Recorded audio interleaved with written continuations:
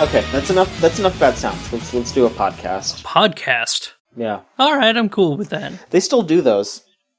They still do those sometimes. There's people out there that love to sit down and talk into a microphone and record it, and that's how it goes.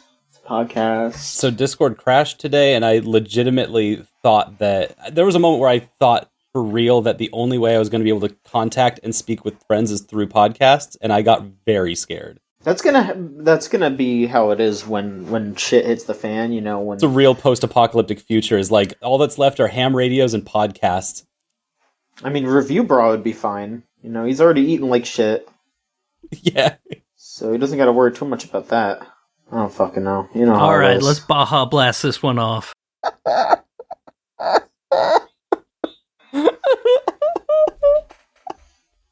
Your partner's gonna beat the crap out of you in the middle of this podcast. She might.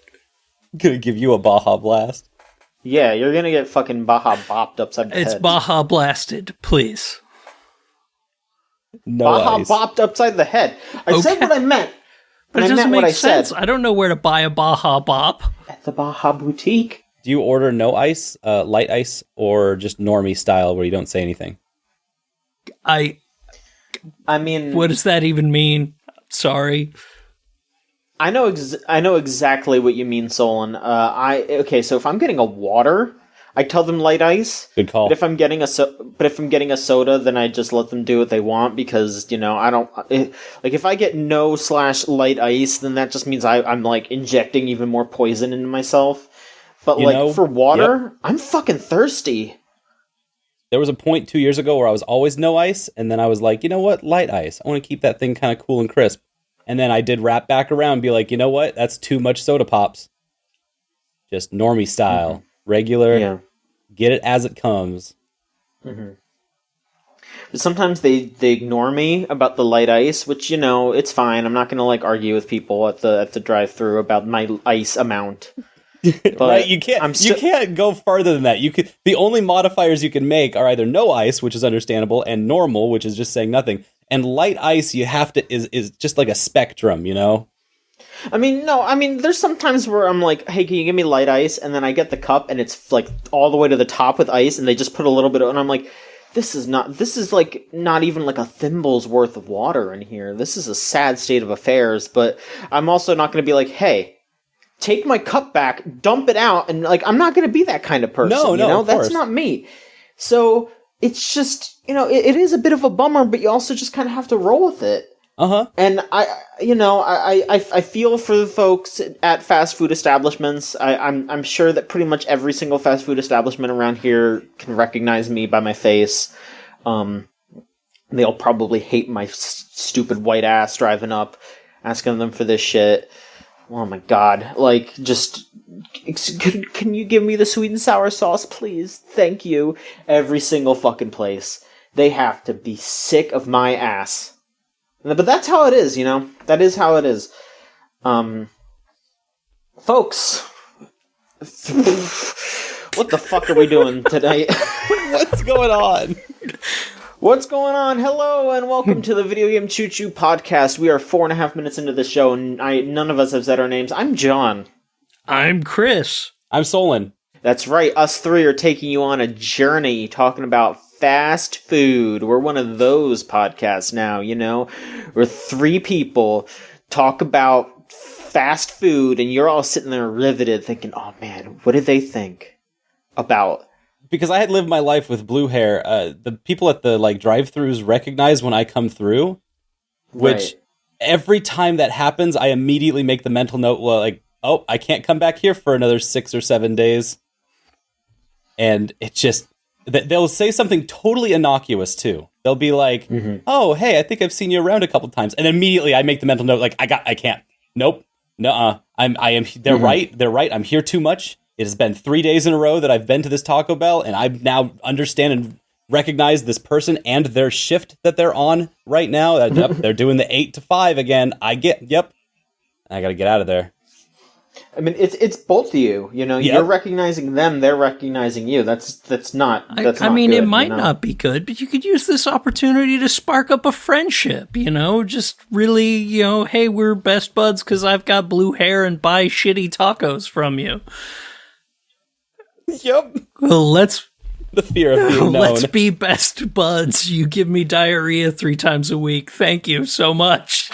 That sounds lovely. You know, it's you understand the power dynamic. I think that at that point, you know, it's like, hey, this is how much you can harm me. I guess, you know, you're just like you're drawing a line here where it's just like, hey, diarrhea is as far as I'll go.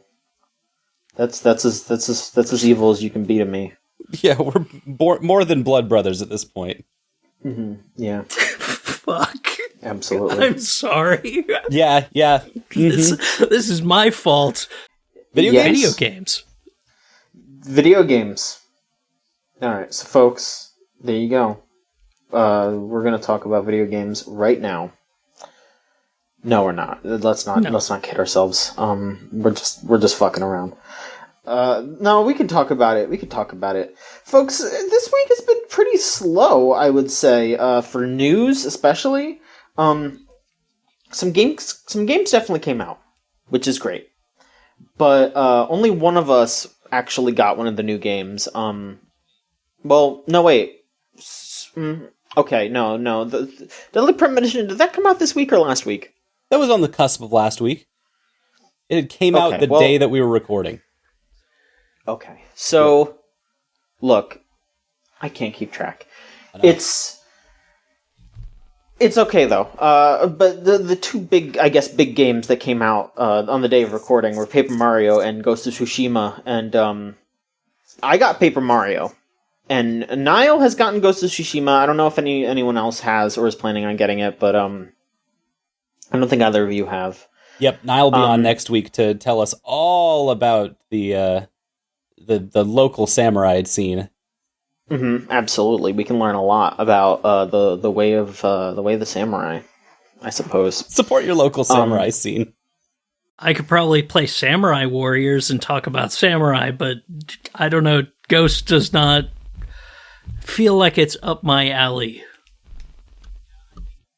Yeah, I think you mostly fight maybe 3 dudes at once, not 70. And what's the point if the numbers don't go up? I just want to hit that square button and watch the number go up.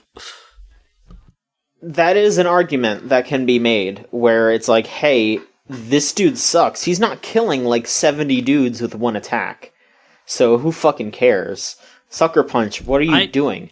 Why can't your main character do a finishing move that wipes out half of the army, but then that other half of the army just respawns immediately and they all move at the exact same time, and it's really funny. Yeah, pretty much. Yeah, that happened in Deadly Premonition also, but instead of samurai it was gators.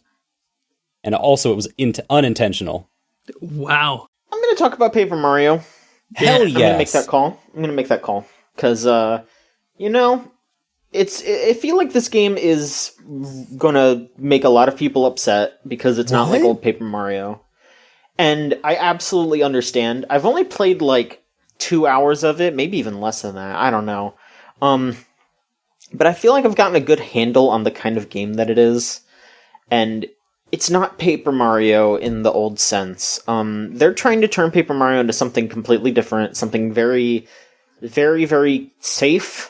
Something very generic, and I understand people's frustration with that, but there's also just the argument that Origami King also just seems like a perfectly fine game in its own way, and it's a hard nut to crack, because you want to be upset because Nintendo is neutering a franchise that people really love. They are neutering something that had memorable characters that people are still making fan art of. Last night I saw someone drew the Paper Mario 1000-Year Door crew being like, oh man, we wish we could go on this adventure with you, Mario, but you'll always remember us.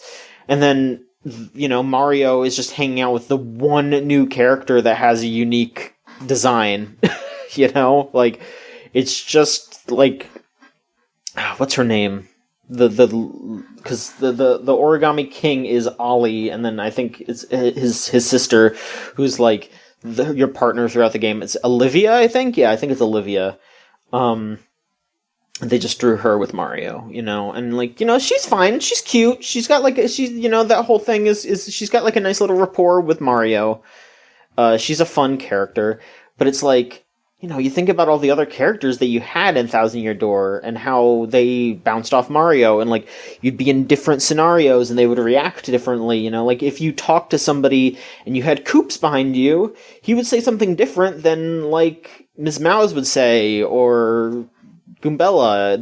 They all had their own different personalities. So you're saying that it doesn't feel as inspired as those original ones, and like that soul is kind of missing? In a sense. In the first impression, of course. Yeah, so I guess the thing that I will say is that there is creativity in this game. Mm-hmm. The visuals are gorgeous, and it's very fun to just walk around and look at all the different places and to see how the paper aspect is applied. That is also something that is contentious with fans. Like, like in Thousand Year Door, Mario could turn into a paper airplane, and, they have a little bit of paper stuff here and there, but it's definitely not as pronounced as it has been recently. Like, they've leaned into it a whole lot. And I was thinking about it because, like, people are talking about it, and there was that interview where the Paper Mario people, like, straight up said, yeah, no, we're not allowed to do what we did back in 64, Thousand Year Door, or even Super Paper Mario. We are just not allowed to do that anymore. And I just thought about it, and I don't remember. Someone mentioned on Twitter, like, yeah, they're probably doing this just because they want to make the Mario franchise as, like, straight and narrow as possible, because they have that movie coming out, they have the theme park coming out, they want Mario to be consistent. They want Mario to be Super Mario Brothers. That is what they want. So there won't be any like spin-off things that deviate from that norm anymore, most likely. They don't want something to exist that turns off from that. And they're even careful with this game. Like, something I noticed on the back of the box, like, if you look at other Paper Mario games, I don't know if this is true. I don't have like a boxed copy of Thousand Year Door or anything like that in front of me, but I feel like before they would just call Paper Mario Mario. But now they're being very different. They're saying this is Paper Mario. This character is Paper Mario. So it's like they want him to be a separate character. They want him to, because he is slightly deviated from Mario, the character. They have to deviate away from that because he's different. He's not the exact same. That's fascinating. Yeah, it's very bizarre. It feels like I feel like in Miyamoto's mind and in like the Nintendo higher-ups' mind, they definitely want Mario to be the next Mickey, and like Mario is definitely on that level. But they want to push it higher because they want him to be in the movie. They want him to have theme, like they're gonna base a theme park around him.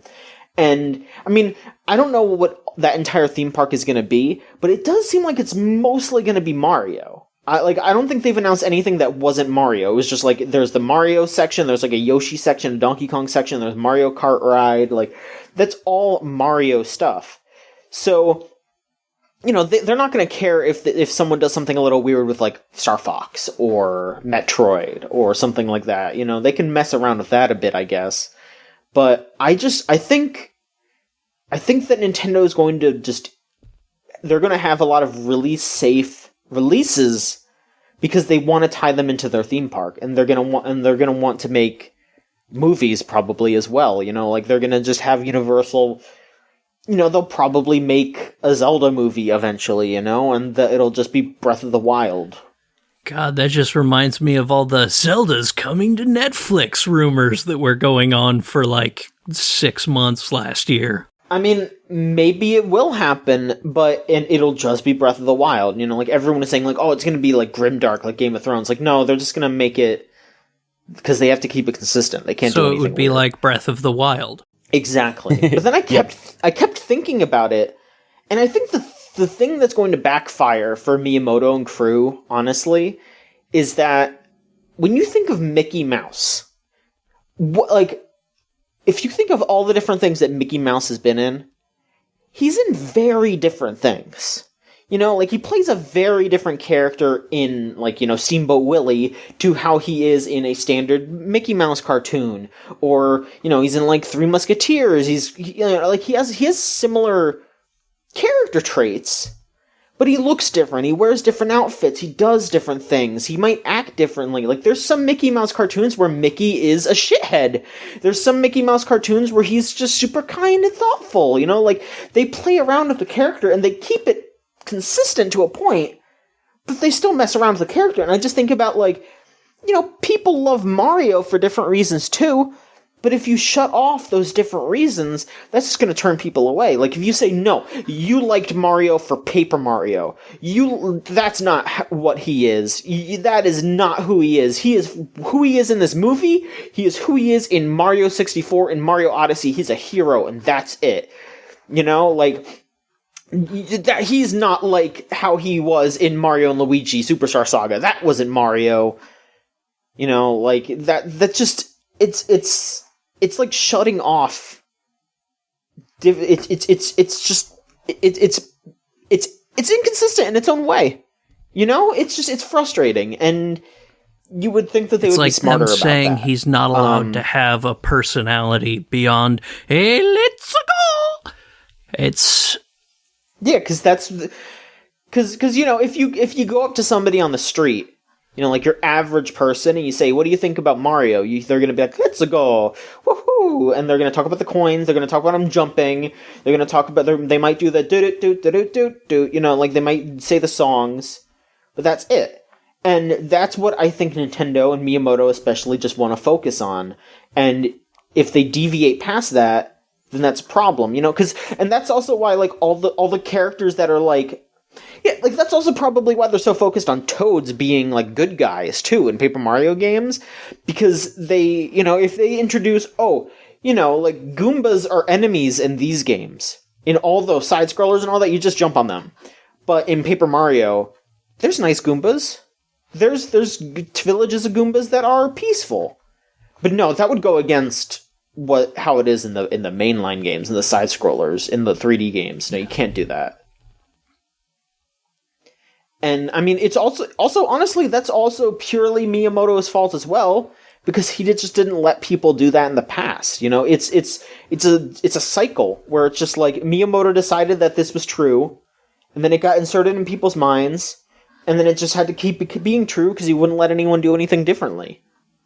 Huh. So it sounds like you're looking at the world building that happens in Paper Mario, Origami King, and it's making you reflect on all of the Mario games that you've played recently, where the character Mario doesn't actually do much to breathe life into the world or do anything that really, you know, changes or affects or messes with the world in any major way.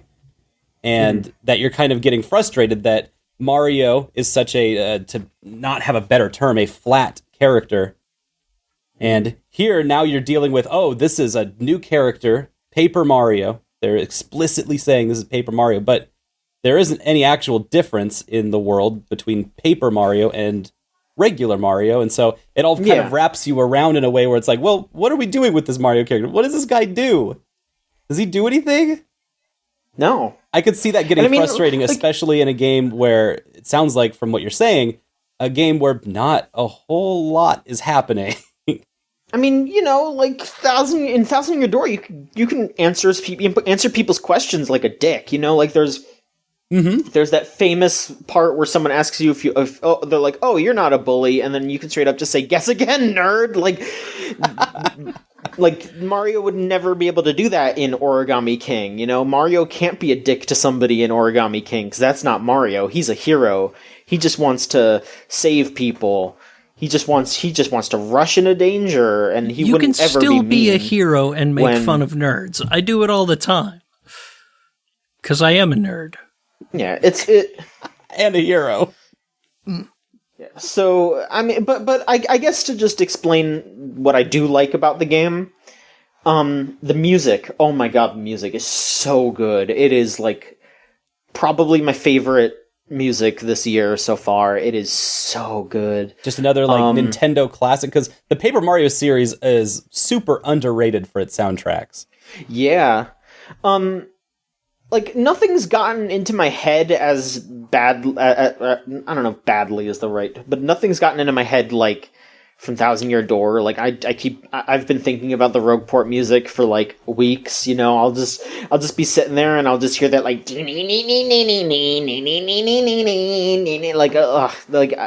but nothing's gotten in there like that yet. But it's still really goddamn good. It's super super catchy. Again, the visuals are really fun. It's just a very bright, very colorful, fun to look at. A lot of detail in how the different papercraft elements work. I like to see that. And something that I honestly do have fun with, and this might just be me. Some people might not like this, but this is me. John likes this. One of the objects of the game is you have to look around and find folded up toads in each area. And they will be hidden in plain sight, mostly. You'll look around and, you'll find some toads just walking through an area. They'll be, sticking out of the ground, or there'll be, a pile of firewood, and you'll see, a toad's, foot sticking out, and you have to pull it out. But there will also be moments, for example, there was a toad that, there was a cicada up in a tree, and you use your hammer to hit the tree, and then the cicada, flies down closer to the floor, and then you hit the cicada with your hammer, and it's a toad. And it's just if you're not just, looking around, you wouldn't notice that. And there's just little things like that all over the place. And, again, people are gonna be, rolling their eyes because it's a bunch of toads, and, that does suck. And I do wish that it was, that, maybe you were rescuing some different characters, because they do lean too hard on toads. But I just think it's fun to be able to just look around and be oh yeah, no, here's a little scavenger hunt every time I walk into a new area. That's fun. Oh, that sounds so neat. I like that idea. It's cute. It's cute. It's just a cute, fun little thing to do. The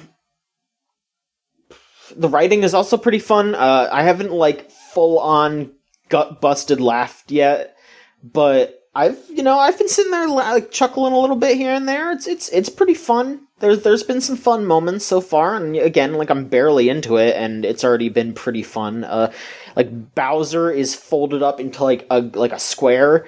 So the story is that this King Ollie appears, and he is the king of origami, and he can, if he folds you up, you are under his command, and he just folds them up into fucked up versions of themselves. Princess Peach is an origami version of herself, and he folds up all of Bowser's minions, and then they have to listen to him. And he just folds Bowser up into you know how you would take a piece of paper and try to fold it as many times as possible, and then you just end up with a really tightly packed square. It's that, but Bowser, and he's just bouncing around. He's just two halves, and he's just bouncing around. It's very funny. That's really good. Yeah.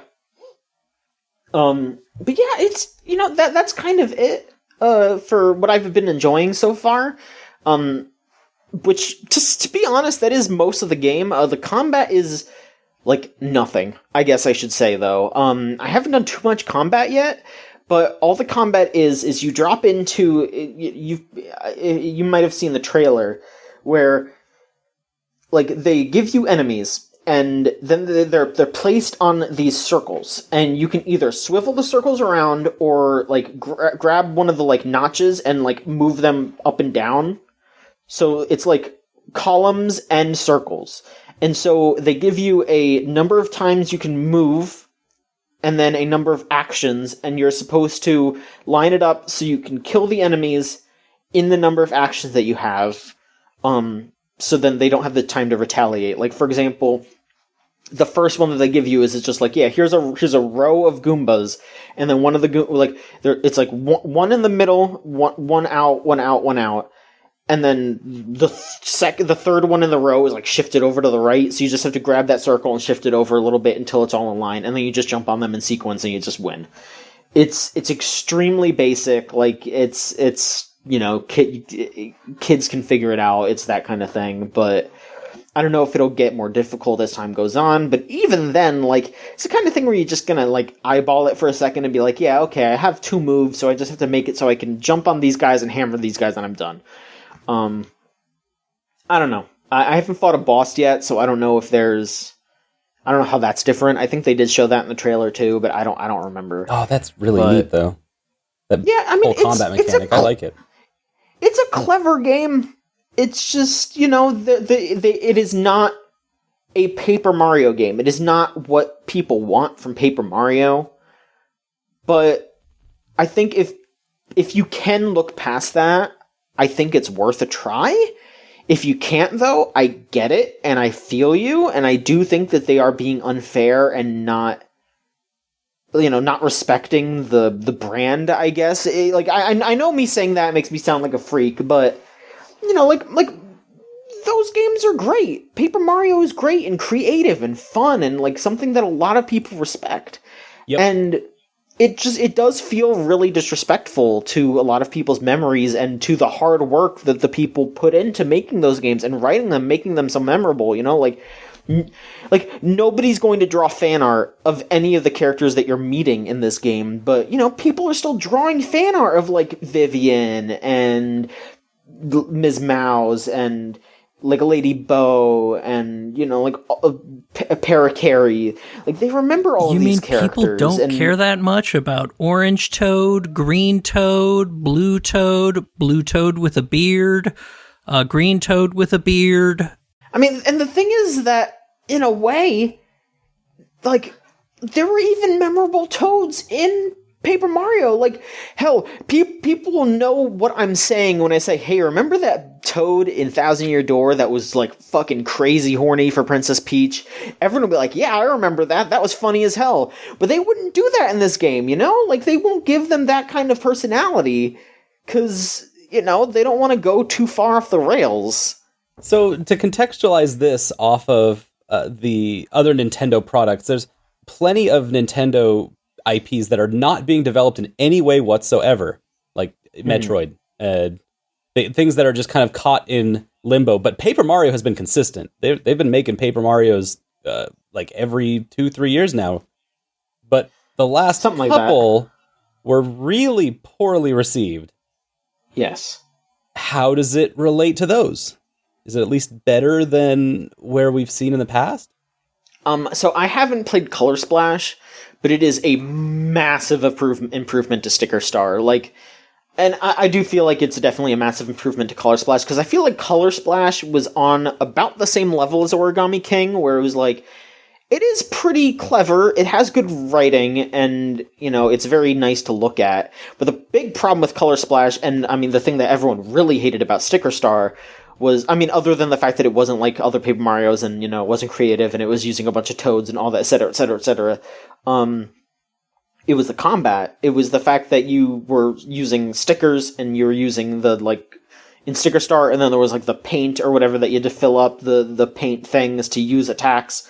In this game, you just jump and use your hammer like you would in previous games, and, you know, it's not like it was back then where you're, like, using different abilities, you're using your partner to do different attacks. It's not like that, but at the very least, you're free to attack, and you don't have to, like, collect items to attack. You are just able to do the combat when you get into a combat situation. You don't have to worry about running out of something. And you're not getting experience, which is something that people are also upset about, like, and that also I get, because, you know, you just get a shit ton of coins. I have, like 6,000 coins, and I don't know what to use them on yet, because there's no shop yet. I have a lot of coins so far, but I don't know. And I guess the only other thing that I can mention too is that, you know, like, I think they might have done it in Sticker Star and all that as well, where they were like, you know, you can use a sticker to patch something up, and then in Color Splash it was like, you can spread color around to, you know, fill in something that got the color sucked out of it. And this one, it's like, Ollie's monsters will eat up some of the paper that was making up the floor, and then you throw confetti on it, and the confetti fills it out, and then, like, coins will pop out, or maybe there'll be a new room, or something like that. and then there's also like little glowing circles that you can step on, and when you can step on them, you can stretch your arms out. That's the big long. I think it's called like the 100-fold stretch or something. And Mario's arms stretch out, and then you can either like you can find like a fold or a crease, and then you can pull it down, or you can like slam something with your big ass arms, like knock a tree down. It's just, you can find secrets or progress using that. There's a lot of whimsy in there that sounds delightful. There is a lot to love in this game, but it's very much one of those things where, like, if you feel bad about Paper Mario not being like what it is, like, you're gonna be pissed playing this game. You're just gonna be like, fuck this, why isn't it like this? I get it, because it is a shame. But if you can look past that, I do think this is worth playing. I will have a full review. I'm going to try to review it. So look forward to that. I can't wait to see the screenshots of that review. Yeah, of course. All right, well, thank you for listening to me. Yeah, thank you, John, for the Paper Mario update, and I can't wait to hear more. Chris, what's going on your end? What's up? How are you doing? Talk? It's been like a month or so since we've gotten to hear from you on the cast, and Well, no, it was like 3 weeks when my first run-in with my heart ended, and then 2 weeks later it cropped up again. But the run-in with your heart ended. Your heart itself did not end, right? No, my heart is still there, and it's no longer beating against my ribcage every time I breathe. That's good. Mosh pit in Chris's heart. So I do have like a bunch of games I played. One of the ones I want to hit on first is like just because I'm watching the Suikothon that's going on through RPG Limit Break right now, which is just speed runs of all the Suikoden games. Oh no! Yeah. Oh no! I've been replaying Suikoden Tierkreis, which is the DS game from like 2012. It was mid Nintendo DS. It's one of my favorite games in the series. A lot of fans hate it because it's like, oh, it's in another world and you buy weapons instead of sharpening them. But it's honestly one of my favorite games on the DS. It has all the things I want from Suikoden. I'm recruiting 108 characters. I've got a lot of really good, fun characters that I get to meet and interact with. And the soundtrack is frickin' incredible. Like, just the way it uses, like, hey, the time and day when things are happening. Some characters are only recruitable in, like, the winter, so you might have to go back and forth from spots, getting in random encounters and stuff for a little bit if you want to get all 108 characters. But it's just like story-wise and writing-wise, and my favorite thing is the voice acting, because all the voice acting is delivered like this. Hello, how are you guys doing? Like, it sounds like an auctioneer was doing it because they fucked up the my brain words, how they compressed it all, so it just makes like the main character's audio all come out fast forward. Oh no, that's awesome. It's hilarious, but it's honestly one of my favorite games of all time just for its soundtrack and like overall story and how it's a lot of people are mad because it's not technically a Suikoden game. It takes place in another universe, but the way it tells its story is 100% tied into the main Suikoden universe, which I'm getting ready to very soon get back to my annual playthrough of all those games. But right now it's just like I'm playing the DS game and really, really enjoying myself as like kind of like Chrono Cross. It's just that good summer feel of it's kind of chill.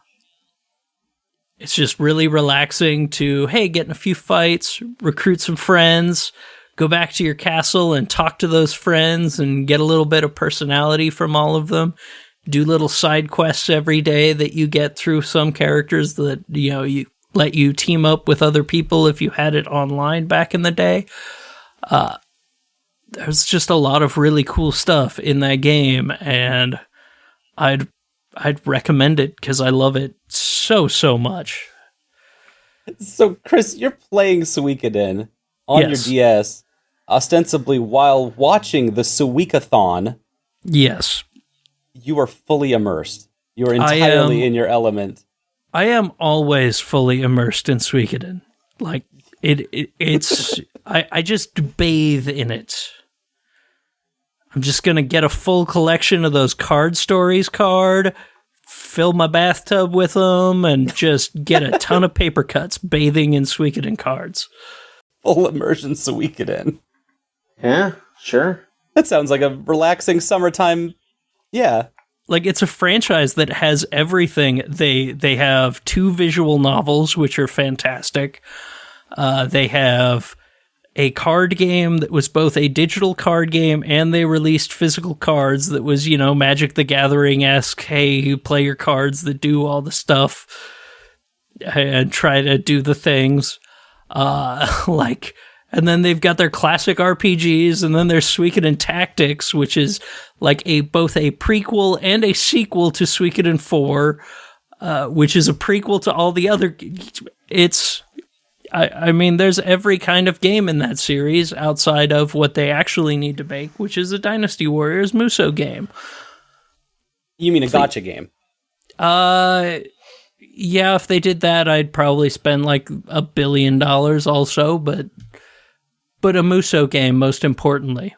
Who are you wailing for in Suikoden gacha? Don't curse it. I mean, literally, a couple of the protagonists are characters that you can use in Beatmania.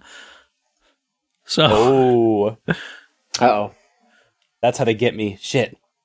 Haha.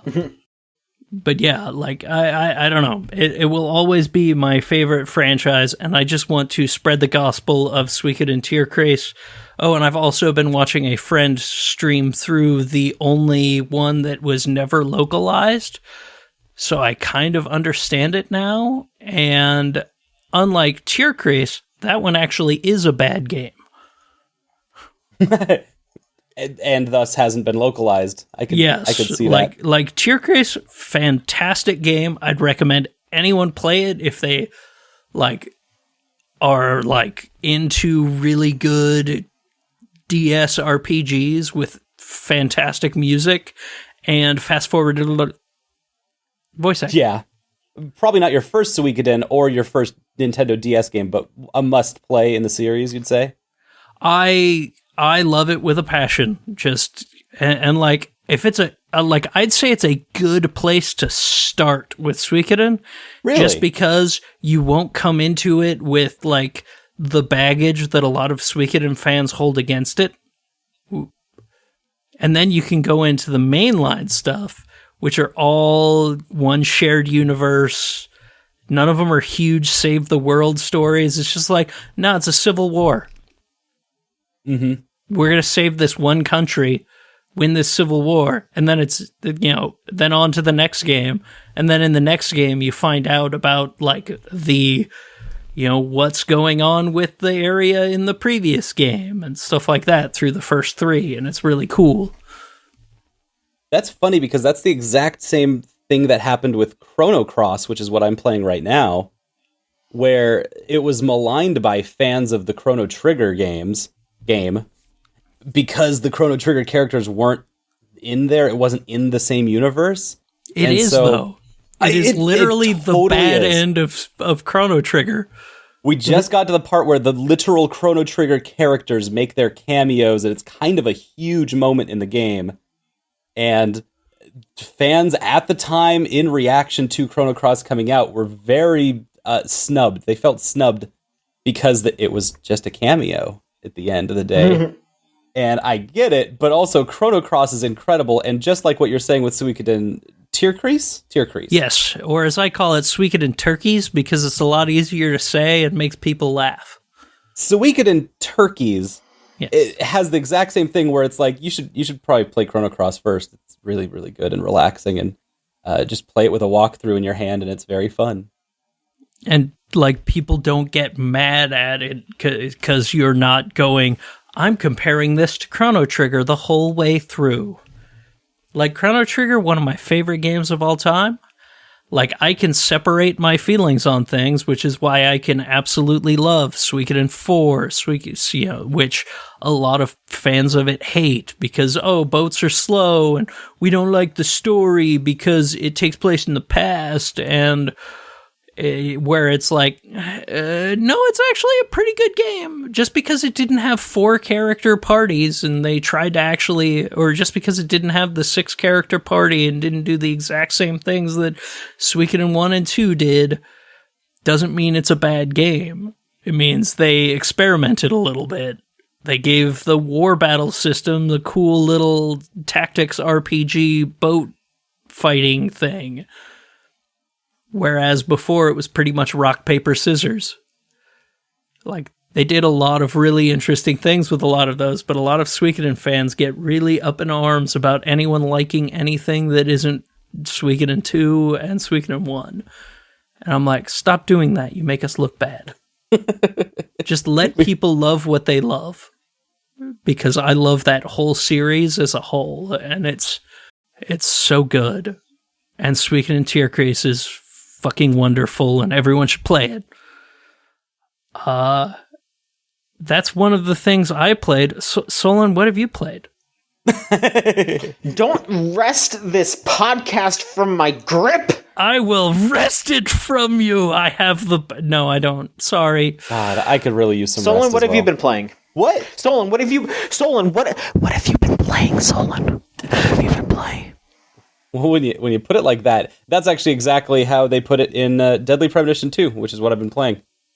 Oh. They sometimes will whisper in your ear, and sometimes they'll just scream at you. And there's not really any differentiation between when that's going to happen. Mm-hmm. It is the sequel to God's perfect game. It is what I'm calling perfection in disguise. Deadly Premonition 2, a blessing in disguise is what the subtitle is. And we talked about it last week from the point of view of not having played it. Now I can talk to you from the point of view of having put in 15 hours to this game, and I still don't know what is going on. I'm gonna be really honest with you. This game has a lot of terrible things going for it that honestly probably shouldn't push you away from trying the game out. I want to get that out of the way first. I could go on in great detail about a lot of the bad things that are happening in this game as far as design choices that they make and things like that. But if I do that, it would do a disservice to a lot of the really, really good stuff that is in Deadly Premonition 2. So this is a long roundabout way of saying, hey, overall, if you're a big fan of Deadly Premonition and are ready for what is a very sludgy feeling game, because you know that from Deadly Premonition 1, you actually might really want to check this game out. There's a lot of great stuff, and I have not gotten to any of the stuff in these first 15 hours that was talked about at during last week's podcast. Stuff about transphobia and dead naming that happens in that game. That is what was last told to us by Swery on Twitter, is that is being patched out. They're making changes to those scenes to make it so that it does more along the lines of what Swery intended to. There's a part, it seems like, from what I'm understanding, having read through all of the details about what is going on in the game, it sounds like that the Swery and the crew that were making this game, they were going for a certain type of idea that did not translate like they thought it would, and B, did not come off nearly as woke as they thought it would. York, the main character that he plays in this game, is not a good person and is not a smart person. But, like you might remember in Deadly Premonition 1, he is always talking a big game. And he will talk his way into situations that he can't talk his way out of in this game, which is different from how it was in the first game. So there's a part of York's characterization throughout this game that he is trying to be a know-it-all and is actually failing because of, and we see that in the first game where he's a know-it-all, but he doesn't talk nearly as much because this is supposed to be like a prequel. This is all set the year before the first game, and so we're seeing a much rawer, a much younger York. And so a lot of that ended up not coming off well at all. There was like, it's one thing to say like, oh, I'm going to write this character like it was back in 2005. This is going to be accurate to the time period. And it's like, you could just not. Yeah. You can do it a very different way. So with all of that kind of preamble out of the way, I want to talk about Deadly Premonition 2. This is a game that I've put 15 hours into, and somehow I had so many me problems, we'll call them that makes the game feel really comfortable and nice. Places that I like being are in this game. To give you one example, I just desperately wanted the story to continue, but suddenly I got a quest that said, the very next like quest line was like, oh, you've got to wait until Monday morning in order to get a plate of red beans and rice. But the only restaurant in the only town in this game only serves one plate of red beans and rice every Monday. It's a Monday morning meal, because if you'd eat it any other day, that's not okay. It's a Monday morning meal to get you through your week, right? It's that's how it was told to me in this game. So I'm like, okay, I'll just sleep for 72 hours straight, which is absolutely a thing the game lets you do. And for some reason, this does not affect the case in any way whatsoever. And it's totally fine if Francis York Morgan just lays in his bed for 4 days straight. And the thing is, you do have to pay for your hotel in real time, so you will lose $150 for all those days. And you won't wish it was $150 for 4 days. Holy crap. I know, right? And it means that you're not making any money from myriad activities such as shooting UFOs out of the sky or killing crocodiles. Okay. Or blue squirrels. Blue squirrels will give you $7.77 every time you kill them. It's great. It's a good game. You could get off of your skateboard, shoot a squirrel dead in the streets, right next to two guys who are looking at you like, what's going on? And then you just leave. You skateboard away. And you've just made $7.77 from the Federal Bureau of Investigation. But that's not where we're at. We're in a hotel bed, and unfortunately, that means we're getting stinky. We're losing $150 a day, and we're getting stinky. So I go and I try the shower, and every person, every character in this game, every single person that's inside of this hotel has been telling you that the water pressure at the hotel is delightful. It's divine. It is strong water pressure, not that wimpy, weak stuff. And York has been building himself up to this moment where he's going to take a shower in the really nice hotel, and the shower's broken. The shower is broken, and you will only know this the moment you get stinky and have BO. Damn.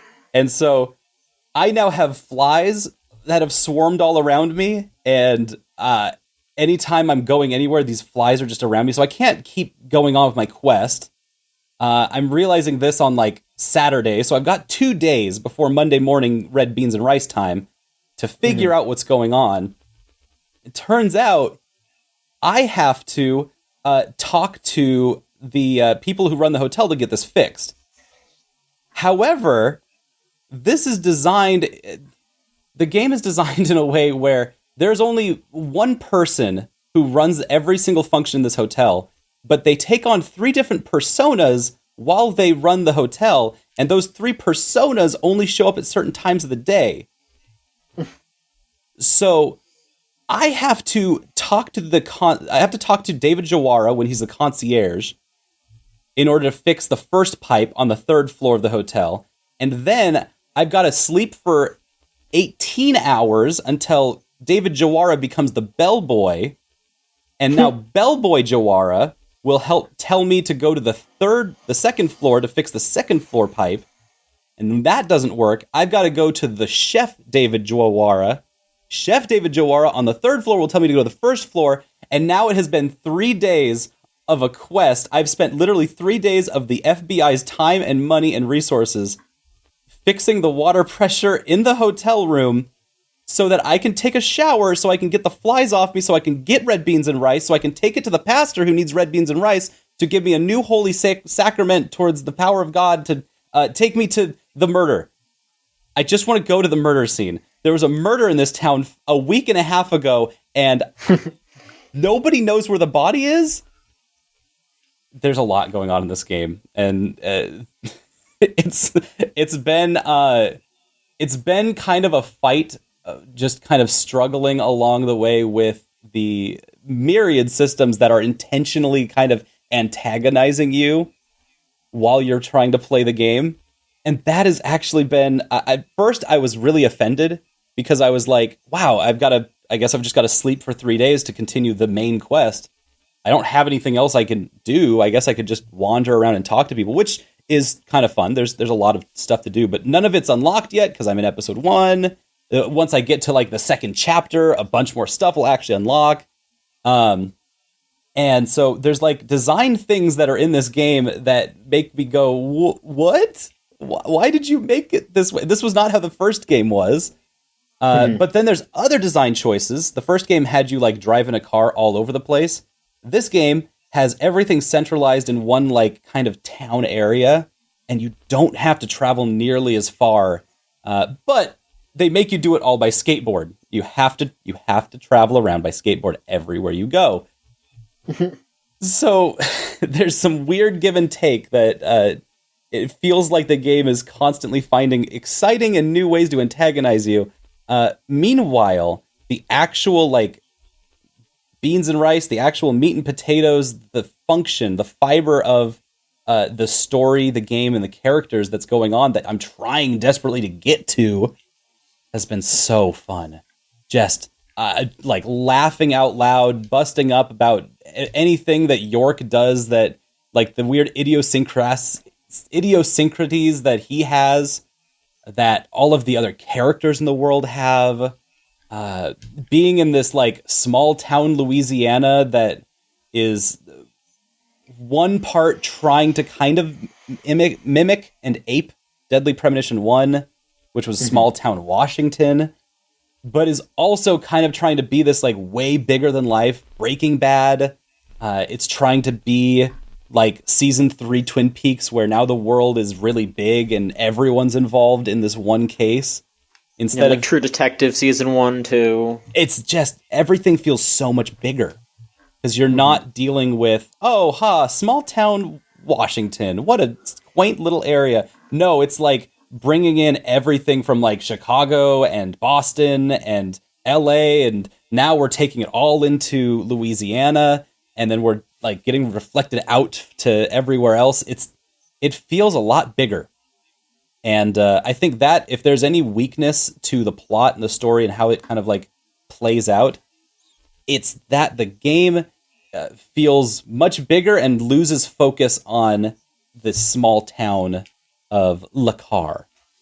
Yeah. And it's a cool city. I want to know more about it, but every single time I try to, York is like, this reminds me, Deep South. Wow, we're really in the Deep South. The sun is so hot out here. It's like a movie I remember from 1985. And I'm just like, oh, here he goes. Okay. All right, York, buddy, can we get to a point here? I just want to punch some bees. I've punched so many alligators. You can punch anything in that game. It's great. If you don't want to use your gun, you don't have to. And they will not let you use the gun for like the first 6 or 7 hours that I played the game. There's just nothing to... It's the pacing in this game is so weird. And now that I've gotten through to the actual like main chunk of it, I feel like I have my teeth in the game, and I feel like I've kind of sunk in, and now everything is going much better. It had a weird first impression, but I can't wait to like actually give you more details on what's actually going on in the game, because I don't necessarily have those yet. We're still looking for the body. We're still looking for a murder that happened. We already tried arresting the killer, and now they're dead. And so we're up a crick on this one, and we're gonna find our way out of it soon. I'm sure it'll be fine. Mm-hmm. Totally normal game. Yeah, those streams have been something to behold. I mean, they've sold me on, okay, I don't really need to play this right now, but they've also sold me on, boy, but I want to play it eventually. I was punching a crocodile and then immediately got launched 50 feet in the air. And then I fell down, and I didn't know what was going to happen, but I just landed exactly where I was on the crocodile, and then punched it again, and it died. Gotta love it. Sounds like a sweary game. Mm-hmm. I was on my skateboard, and I was just scooting along, and he started doing this monologue that was like, oh, people around here are so friendly, not like the big city. I love the people, and I got hit by a car immediately. Beautiful. That does sound good. Okay. Should we get into some news, how about? Yeah, what's in the news this week? Is good. So there were 2 events this week, and one of them basically didn't happen. Great. Let's talk about the other one then. What do you mean it didn't happen? It was the Stadia event, that's why. That's what I mean. Oh, no. Hey, I'm the one that usually comes on to say, hey, did you hear about the Stadia? No? Yeah, exactly. I was about to say, Chris, do you want to talk about the Stadia event? I didn't even know there was a Stadia event, and I pay attention to the Stadia because I want to make jokes about how the Stadia has nothing. Which tells you all you need to know about the Stadia event. It did happen. Oh, it did happen. I thought you were saying that it literally didn't happen. Like they announced a Stadia event and then it didn't happen. No, it did. It's just nobody cared. Yeah. Do you know what they announced? No. Chris? Do you wish to speak on that? I have no idea. I'm sorry. I can't bring myself to care about that thing. I mean, I know Ubisoft probably announced something because they're the only company who supports that thing. All right. Just them and Bungie, right? That's fair. That is fair. Okay, then I guess we could talk about the Ubisoft event. Yeah, let's talk about that because it really left a sour taste in my mouth. Hey, that Ubisoft event sucked ass. Yeah. And as the biggest Ubisoft open world game stan on the staff, I regularly love those games. Talk about how much I love Assassin's Creed Odyssey all the time. Wow, I do not give a shit about Assassin's Creed anymore. I don't know what to say about that other than Watch Dogs Legion looks like garbage. That was the most tone-deaf fucking thing I've ever seen. That was an hour of me not caring about a company that I usually care about. So I guess we should get in front of this and say that that right around the time that this occurred, it was a couple of days before that things were starting to happen, but it was pretty close to the event that a bunch of higher up Ubisoft people were fired or told to step down because of sexual harassment allegations. And so one of the first things that they did was post it on Twitter and also at the front of the video. Hey, we didn't have enough time to re-edit this to talk about what happened. So, we're not going to talk about that on this show. It's just going to be games. Sorry. But then they did a live stream segment where they played Trackmania for 45 minutes. So, Yeah, I remember Skull wrote up about this Spencer wrote up about this on the website. So we've got an article about what the hell happened on that Ubisoft Direct where they in no way decided to acknowledge that, hey, they've let go most of their upper staff because of sexual harassment. Mm-hmm. It's very tone deaf and weird, and there was a lot of other stuff on that cast that was also in that same vein of just like not reading the room at all. Oh, totally. I mean, like there was that. And then afterwards, they started to show a bunch of games. And pretty much every game they showed during the main event was just, ugh.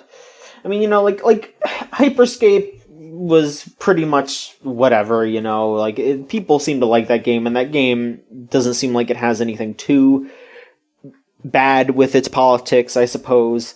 I don't know enough about it, so I can't really say, but I haven't seen anyone talk about that. I haven't either, and I know it's out there. I'm sure that people are having fun with it, because every time I look at it, it looks like a fun kind of space to be in. But totally, I don't know if it's really made a splash that makes it doesn't look different from anything else that I would see other people play, and that's the only thing that's kind of frustrating about it. Because otherwise, it looks like people are having a great time playing it. Sure, and it's out. Yeah, and then like Chris said, Watch Dogs Legion, which there was some shit in that trailer. Again, I didn't watch any of this. I was driving home from my parents, and I was just listening to y'all talking about it. And when I heard that they had a narrator reading the fucking Holocaust poem, the First They Came poem, that's fucked. That's fucked. It was just nuts. Just like the fact that it opened with that, and I'm like, are you fucking kidding me? It's the same thing too, except like it's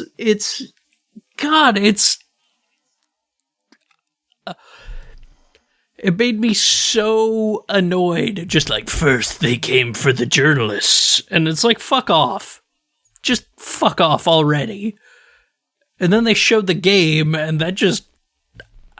I don't even fucking know anymore. Like, I don't even know. Like, it soured me on the whole thing, just the tone of the trailer. The weird frickin' we're trying to be fucking the Spider-Man cartoon aesthetic of it, and it's just... It feels like it was made by people who see protests and like not just like the American ones, like protests around the world, but they've never thought about the real experience of being in the protest, of being afraid for your life, trying to speak up and stand out against a society that wants you dead. And they just want to revel in it. They want to have fun with it. They're like, yeah, you know what? Protests are cool. You get to throw stuff. You get to fuck over some cops. Isn't that fun? And it's like, it's harrowing. It's life-threatening. It's ruining. But you do it because you want to make the world better. And it doesn't feel like they understand that at all. Yeah. Mm-mm. It just felt bad to watch. Like... Mm-hmm. I legitimately felt bad after finishing, like, most of the games in there. Mm-hmm. Like, the only thing that was at all even remotely cool was like, oh, hey, the last Rainbow Six games, now you can have AI teammates. That, to me, was like, oh, that actually might make me care about that game a little more. I mean, if you care about bad politics in games, you probably don't want to play that game. Oh, I know, but like I have fun with something. Those games. Mm-hmm. Yeah, the tactical military operations in Rainbow Six, those are pretty fun. Not Rainbow Six, it's, the other Clancy-verse one. Fucking Breakpoint. The one with the Punisher. Breakpoint, yeah. That one. Yeah, Ghost Recon. Yeah. Yes. Like adding AI teammates to that, because I played that game because I I enjoyed the last one. It was fun to play. Like, yes, its politics and story sucked the most ass, but like they were really fun to play and felt really good. And then Breakpoint just felt bad. Mm-hmm. But adding the AI teammate stuff, that leveling up my AI teammates. Hey, you can alter, you can change them up. Like, hey, maybe it'll be good now. Mm-hmm. That's the hope, at least. Yeah, like there's some other stuff, like the Far Cry showcase that, I mean, it's all very similar stuff. It's all very similar stuff, so we don't have to go too far into it, but yeah, it feels like Ubisoft is just extreme, like that entire showcase was extremely tone deaf, and, it's a shame. It's a shame that is what we're, what we're dealing with on a constant basis, but video games... Ubisoft sure did enter the gamer chamber. Mm-hmm. Absolutely. There was a lot of entering the gamer chamber. I didn't watch the Ubisoft one too closely, especially I just watched the Watch Dogs section of it, which I thought was really there's something very funny about that.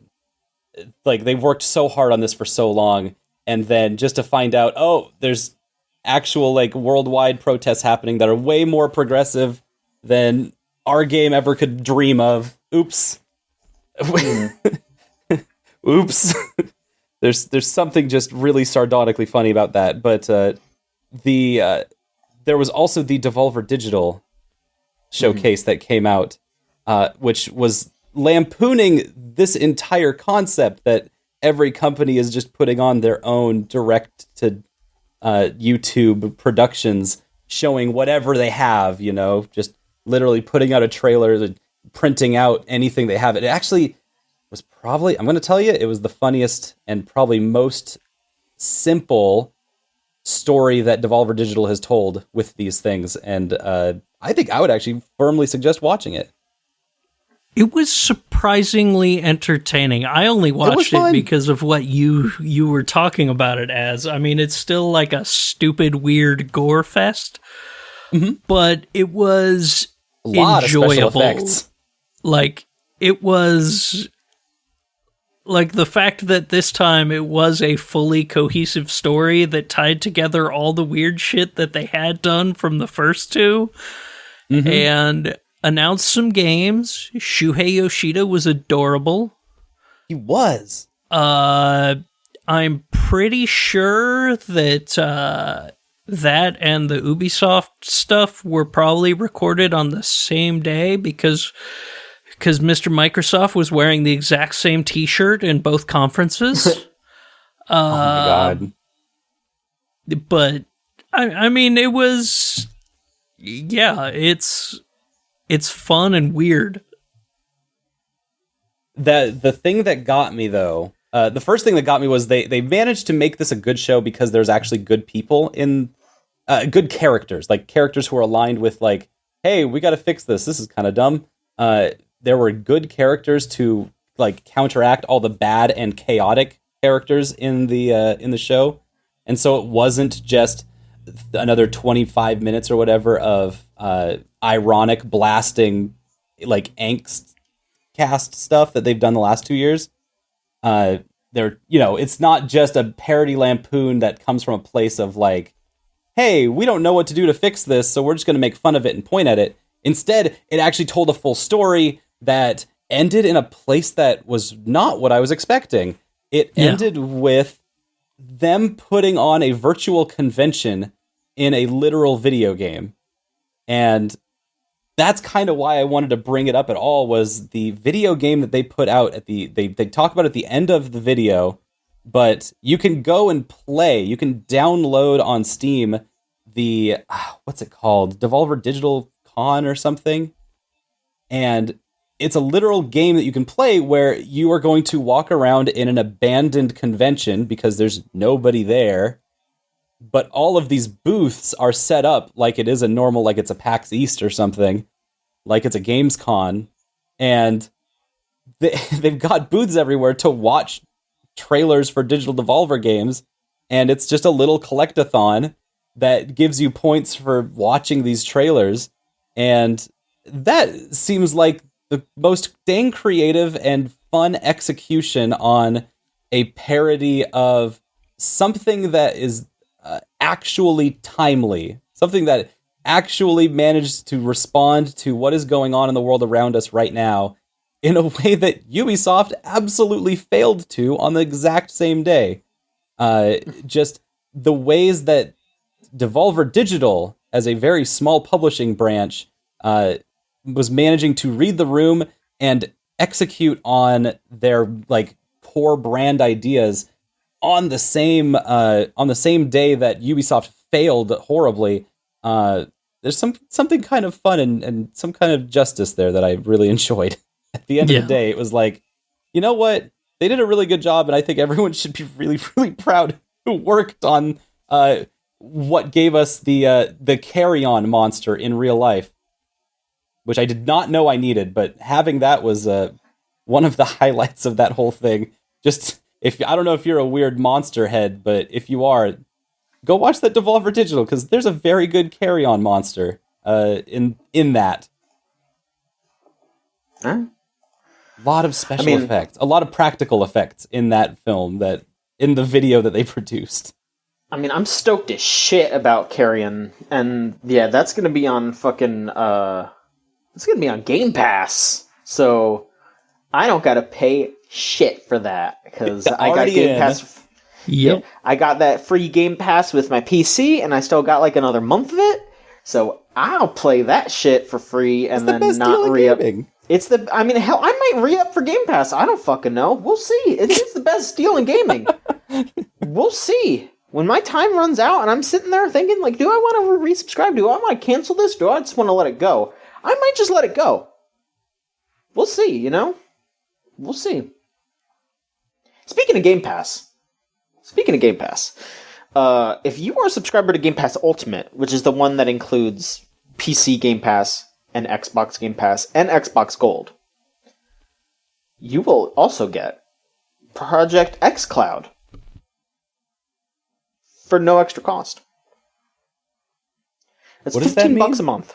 $15 a month you get Project xCloud. So if you don't know what xCloud is, that is the streaming service where you can play Xbox games on Android and tablets and even some iOS stuff. And I think you could even stream Xbox games to PC. So, you know, if you for some reason own the Xbox version of a game and it doesn't have a PC version, you can stream it to your PC. I literally think the only game that might count is like Rare Replay. But hey, that's the thing that Stadia is trying to do, right? So xCloud is just Stadia for Xbox?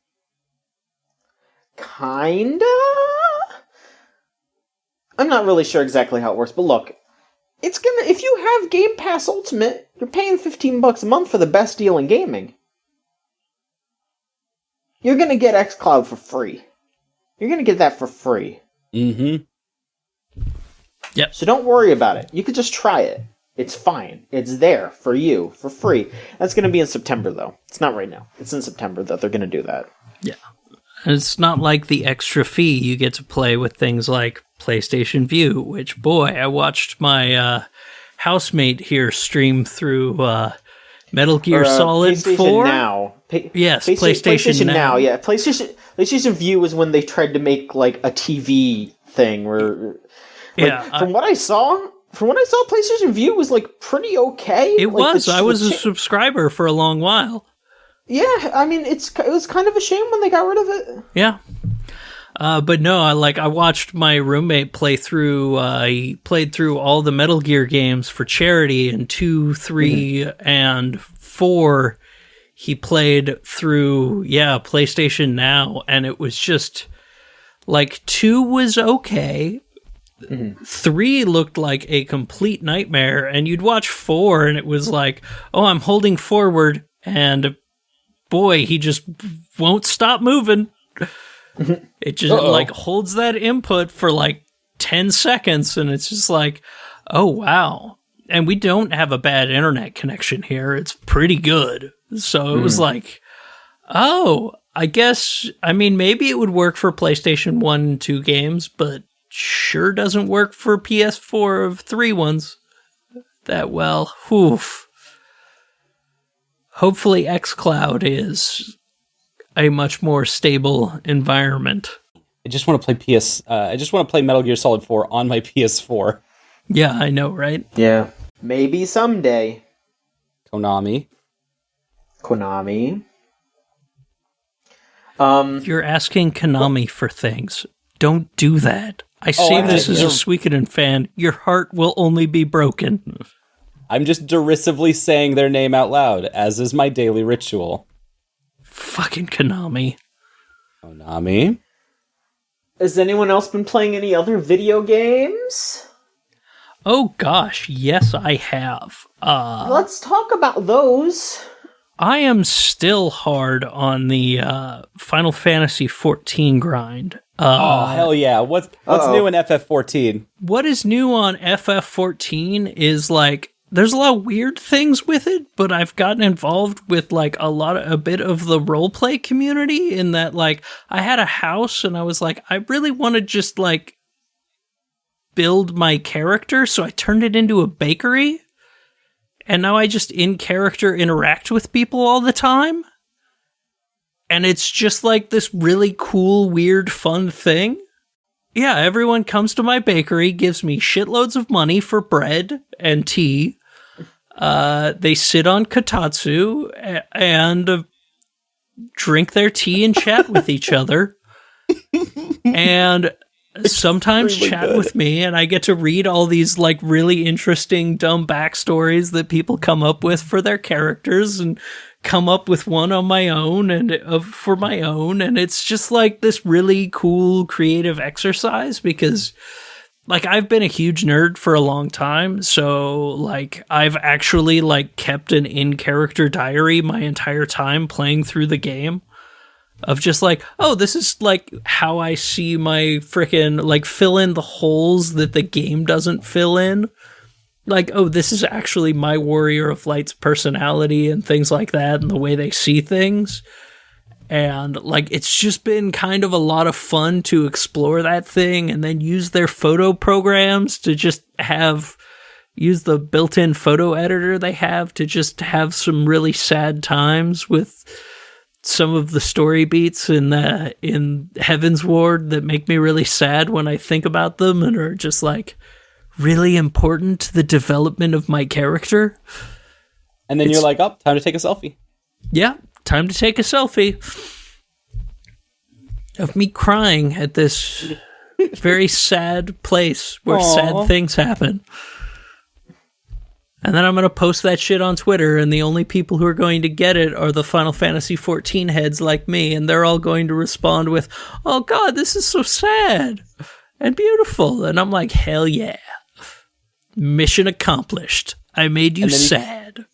Then you could go take a break and go back to your bakery and go... It's like you're, like, in one of those quirky animes that run for, like, 1 or 2 seasons where they just... I'm in a world, but this big fantasy epic world where dragons are killing everybody, I'm just the baker in it. Yeah, I'm just running a bakery out of my house. Yeah, I'll still go out and try to save the world or whatnot, but I just want to run a bakery. And then I'm also, like, super enjoying, I got a couple of friends to join the game, and then I'm doing to them what I'll probably be doing to you if you join my server, or not just server, but anywhere in my, data center. In the data center, yeah. I have been just, one of them's completely new to the game, and one of them had gotten about halfway through Heaven's Ward on one of the Japanese data centers. But they were like, oh no, I want to be able to play with my girlfriend. So I've been helping them through the early A Realm Reborn slog, which playing it has reminded me of how much of a slog it was and why I quit twice going through A Realm Reborn. So actually, Solon, the way you're going to do it is probably the best idea. Just get that shit out of the way quick. That's the goal. Are you on the Crystal data server? Because I think that's where we're headed. No, I am on the Aether data center on the Fairy server. Okay, I'll have to weigh out which one we're going to. But like, just it's reminding me how much of a slog that early stuff is, because it's just like me with my multi-person mount, just like, all right, everybody, get in. I'm gonna take you to the next NPC, and then I'm gonna take you back to where we came from, and then right back to that NPC, and then back to where we came from. Oh, and then back to that NPC again. Yep. Oh my god! I'm hoping they patch all that out. Like, I'm actually, like, even if you aren't on the same data center, like, I want to learn healing from level 1, because I bought a level skip for it, so I'd get an XP boost. But I want to learn it from level 1 just to, be actually good at it when I get to higher levels. So I may, like, if you end up on another area, another data center, I may just create an alt over there so I can heal and join. And I honestly really want to see what new ARR is, because, boy, helping these kids through, watering my sprouts, it's like, this is just, oh, what a slog. Yep. But I like it's still just a lot of fun, like, going through. And I've also been doing what are called maps, which you dig them up through your gathering jobs. You get little maps that every expansion and the base game has 2 kinds of maps. One of them that are single person, and then ones that are for full parties, where you go into, like, this other world dungeon and fight wave after wave to get more and more treasure. That's been a really, really, really good way to make money. And also it's really fun because there are some really goofy boss fights in them, where it's just, it's just a lot of silly fun with friends. So you'll mostly just sit on a Discord call and, BS for 45 minutes to 5 hours as you go into hole after hole after hole, trying to unlock all the map portals and fight for tons and tons of treasure. That sounds great. I like that way of, like, just engaging with exploring in your MMO. Yeah, fun. Nice, easy way to do it. It's a lot of the end game content is just like working on your style and running stuff with kids, or sprouts as we call them, because they're just learning, and they get a little flower next to their name if they're a new player.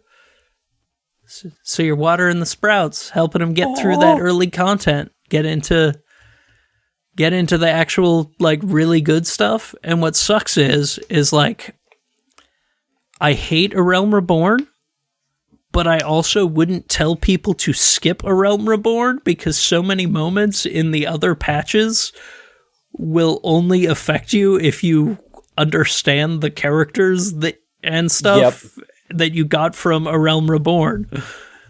So it's like, fuck, I can't tell you to skip this thing that is bad and a slog, because there's really good stuff in there, but boy, there's a whole lot of, you're just going back and forth from the same 2 places, and for most of it you don't have a mount, so it takes forever because you're just doing it on foot, hitting the sprint button, and that sprint button only lasts 30 seconds and has a 60-second recharge.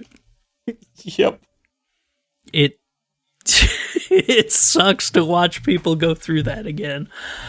And then, I'll just go through the last couple of things I've been playing. I've been jumping back into Guilty Gear. I stopped playing for a while because the internet here isn't the best for something like Guilty Gear, which, is really sad, but we upgraded the internet recently, so it's been like a lot of, oh hey, I can actually play Guilty Gear now again. So it's jumping back into Rev 2 and going, God, this game feels good. It just feels good the way combos flow, the way it's really freeform, and the way I really have trying to get my bad problems out of things. Because like I have a tendency to hit my I have one of the buttons on my controller set for roaming cancel. I double tap it all the time, which immediately causes a dropped combo. Or going for a DP motion, I'll accidentally do the fireball motion, and it's just like, oh shit, not only is this gonna end my combo, I am setting myself up for a really wicked punish. Oops. Just flew right over your head when I had you in a good combo. Who are you playing as in Guilty Gear right now? I have always mained Jam. She will always be my main. Grotto Berry. Yeah. Other than that, I use Venom, Pocket Venom. Just because I love my black gay assassin. With amazing hair. I want his hair so bad. I just love that character design, and he plays pool. But yeah, jumping back into Guilty Gear has felt really, really good. I played like 4 hours before the podcast today, just sitting in practice mode. And like, it's just like, okay, I'm getting better with my combos again. I'm averaging 150 to 200 damage instead of 97 to 140 like I was when I started. And it's like, yes, consistently hitting combos, not dropping them until I accidentally fireball instead of DP. Oops. But God, it feels good, like to the point where I'm like, okay, I actually feel like I could join in with the local community again. And I'd also like, with all the weird fucked up stuff going on in the fighting game community lately, I want to give a big shout out to Hellsap, who runs the local scene here pretty much, is one of the main guys in the local scene here, because watching him respond to things has been like, it made me go from, I don't know if I feel comfortable to going to these events anymore, to watching him respond to things and going, oh no, I absolutely feel comfortable going to these events, because that is a damn good guy running it. And it like, it's nice to actually be able to trust that. Like having interacted with him a few times, like my first time going to one of their events, I was wearing a Suikoden shirt. The first words I heard when I came in was, holy shit, is that a Suikoden shirt? And then we immediately became friends. But that's all it takes. Yes, it is. And last of all, I just started with Tales of Crestoria, which is the Tales of phone game. I got every character I would... Yep, it's a gacha. Oh, here we go. I got every character I would give a shit about on my first free polls. So I'm Colette? Set. You got Lloyd? I got Yuri. I got Velvet. Now we're talking. I got everyone I care about from Tales of Xillia, which is Jude.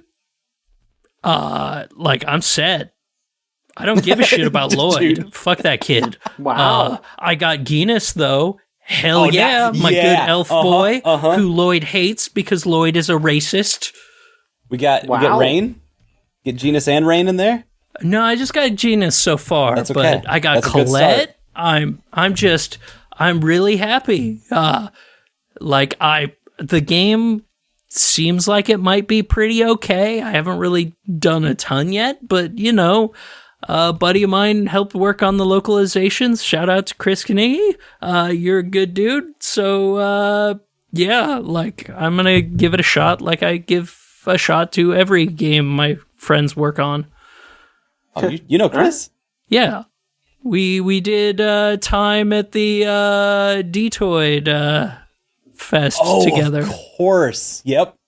That makes sense.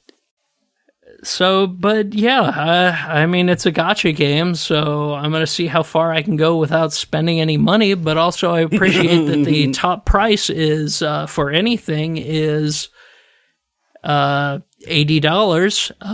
I loaded up King of Fighters All-Star just to look and like, I wonder how much the top thing there is now. And I'm like, $79. Oh, no, wait, there's the $100 one. Never mind. There's like $400 things you can buy in that game. It's like, fuck off. Yeah, no thanks. They want people to accidentally click on these and spend a whole bunch of money. As much as I want every version of my main trio of Angel, Vanessa, Blue Mary, and Leona, I'm not going to give you money to get my girls. At least that much fucking money. Holy shit. I want to get that Maggie Lou drop. She's funny. She's a funny clown witch, and we all love her. But she's yeah, the problem clown. Yeah, she is the problem clown. Yeah, she's both the problem clown and she would also like take the place of like she's the problem clown, but she's also taking the place of the husband in that situation. Yep. Mm-hmm. And Velvet is the wife, like appearing to keep the problems clown from hurting her. Please Maggie stop Lou. throwing axes at yourself. Yeah, she's throwing axes at herself, yeah. I hope Rose listens to this episode and goes, damn. And all those axes are Bien Phu. Yeah, fucking right. Alright. I guess I could just mention some dumb shit that happened with fighting games. Normal dumb shit, not horrendous. Normal dumb shit. Hey! Yay, normal, okay. New news in the fight game scenes? Yeah, nothing like that this week, thankfully. I mean, we mentioned the Ubisoft stuff, but, Samurai Showdown has announced some sort of new crossover. They have not been specific, but it is probably a new character from Honor of Kings. If you don't know what that is a Chinese, well, it's mostly played in China. I don't know if it's actually from China, but it is a popular in China mobile game that is a MOBA that is basically just League of Legends on mobile. But they're putting a character from that in Samurai Showdown, and then they're also going to put a Samurai Showdown character in Honor of Kings. So you got the crossover going both ways, of course. Yeah. I don't know. It's wild. No idea. Like, I don't know anyone. It just seems like a really strange crossover. Like, I don't think anyone who plays Honor of Kings would care about Sam Show and vice versa, right? Maybe? That just seems like really strange, like very strange bedfellows. Well, I like that Sam Show is now reaching every direction. They're real Mr. Worldwide out there in the fighting game community, because they also crossed over with Ubisoft with the For Honor, right? Yeah, I don't remember if we did mention that, but yeah, they put a For Honor character in there who's the Warden, who is just a knight. Like, the most nondescript possible knight. He's a big freaking knight with a big freaking sword. Yeah, I mean, I don't know if he has a big freaking sword in this. But that means that they're in the China markets, they're in the France markets. I don't know. Mr. Worldwide Sam Show. They're putting some real lame characters in there that I don't think anyone cares about, and it's very funny. No, not at all. Because, that game definitely needs help. And it's not getting any. People care about the Warden. Solon, tell me about the roguelikes you've been playing. Wait, hold up. Let's run it back 1 second. Chris, what did you say? I'm sorry, I couldn't help but remember what we were talking about before the podcast started recording, and it's like, yeah, he's the fucking Mario of the game, but God, yeah, nobody plays the Warden outside of the fact that you play in the story mode. Just me, because I like to hit things with the big stick. It sure does hit hard, but God, it's just... I thought you were challenging on the idea that, nobody really cares about the Warden in For Honor. A game that people really... It's hard to care about a game that... For Honor is an extremely good game, but it is hard to care about the game when your choices on how you play the game is very generic. Generic samurai, generic knight, generic... There's no way to actually get yourself involved in the game. There's no characters to really latch on to or identify with. Just a lot of cool Vikings, a lot of cool samurai, a lot of cool knights, and it's just like, yeah, all right, Then so when you put them into a fighting game like Samurai Showdown, who have named characters, they really look like the odd ones out because they're just called Warden. I can't imagine what King of Honor of Kings. They've got to at least have names for their characters, right? And they're a mobile game. All right, I'm off my For Honor high horse. You want to talk about roguelikes? Because I've been playing a lot of roguelikes. Please do. I've been dying a lot. And it's been very nice. I got to finally play Risk of Rain 2, which this is a game that came out in early access a year ago, maybe a year and a half, 2 years ago almost. And Risk of Rain 2, along with Hades, have both finally announced that they're coming out with their 1.0 official release. There's a couple of roguelikes that are actually in this exact same vein, where they've been in early access for a long time, and now it's finally time for them to say, hey, we're done. We're just gonna... I mean, they're not gonna be done, but they're gonna be 1.0. They're gonna be like, hey, we're gonna... Here, perfect example, Risk of Rain 2 and Hades, neither of them have an end state. Like, a place where you, like, hey, you've won the thing. And so, both of them, at this 1.0, is when they'll be releasing what the actual, like, final thing, the final challenge in this game is actually going to happen. And so, we're going to be able to finish these games finally. Risk of Rain 2, played that this week, and I am constantly impressed. Just every time I sit down with Risk of Rain 2, I've been playing the demos over the last year, 2 years, at different conventions and stuff, and they've ported Risk of Rain 1, which was a 2D, what's the best way to explain it? 2D kind of Diablo-esque game, where just monsters are constantly spawning all around you, and you need to fight off tons and tons of big bosses that are trying to kill you.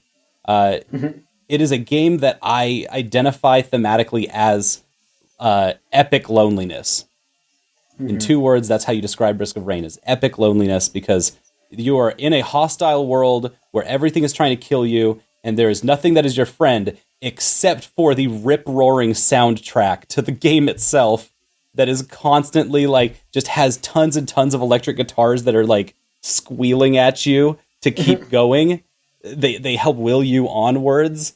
And those and all the power-ups that drop throughout the games just kind of build you into this, like, mecha assault soldier that rivals Doomslayer.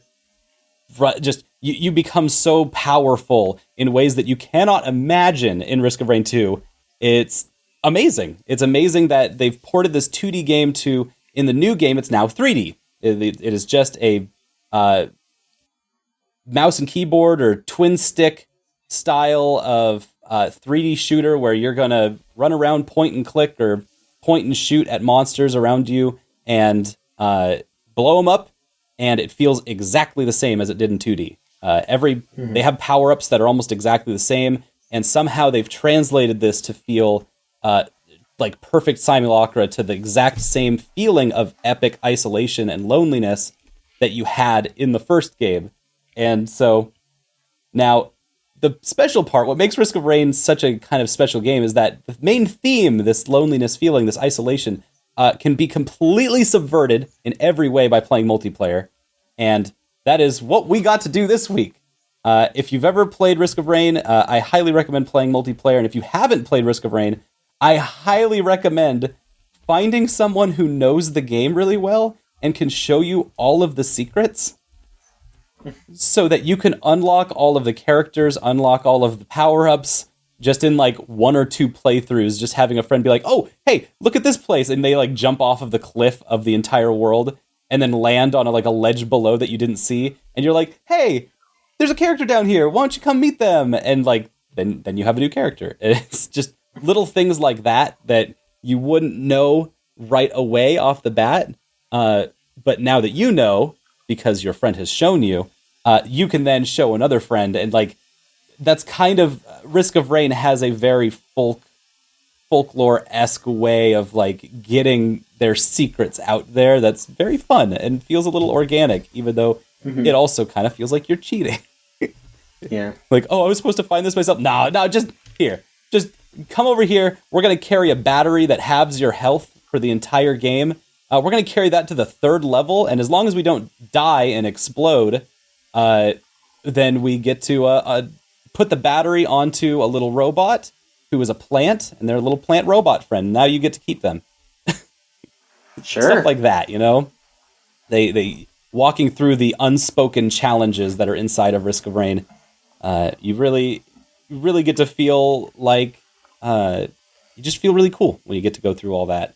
And if they unlock it, you unlock it. And if you unlock it, then they do. And everyone just kind of gets lifted in the end. A multiplayer roguelike. I've been playing a lot of these, and all of them have been they're so good. The state of where we're at in roguelikes. Super Hot just came out with the, like, we didn't even talk about Super Hot. We didn't even talk about Ooblets. Ooblets came out. That's not a roguelike, but I just want to say Ooblets came out. Yeah, that is something that we should mention, though. Like, I tried Mind Controlledly. I was not that into it. I know. I think some of y'all are more excited for that.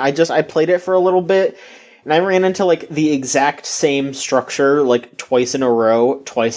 Like, I just kept like hitting the same beats, and I was like, oh yeah, this is procedurally generated, and it seems like it just kind of hitting the same thing. Yeah, okay. Absolutely proc gen. If you definitely are someone who is inspired and driven by, you know, story and world building, and that is not in control. Yeah, Mind control. Yeah, you know, like it's fine. I get it, but also I remember all the like tightly made, you know, the levels that were in original Super Hot, and it feels a lot cheaper in this.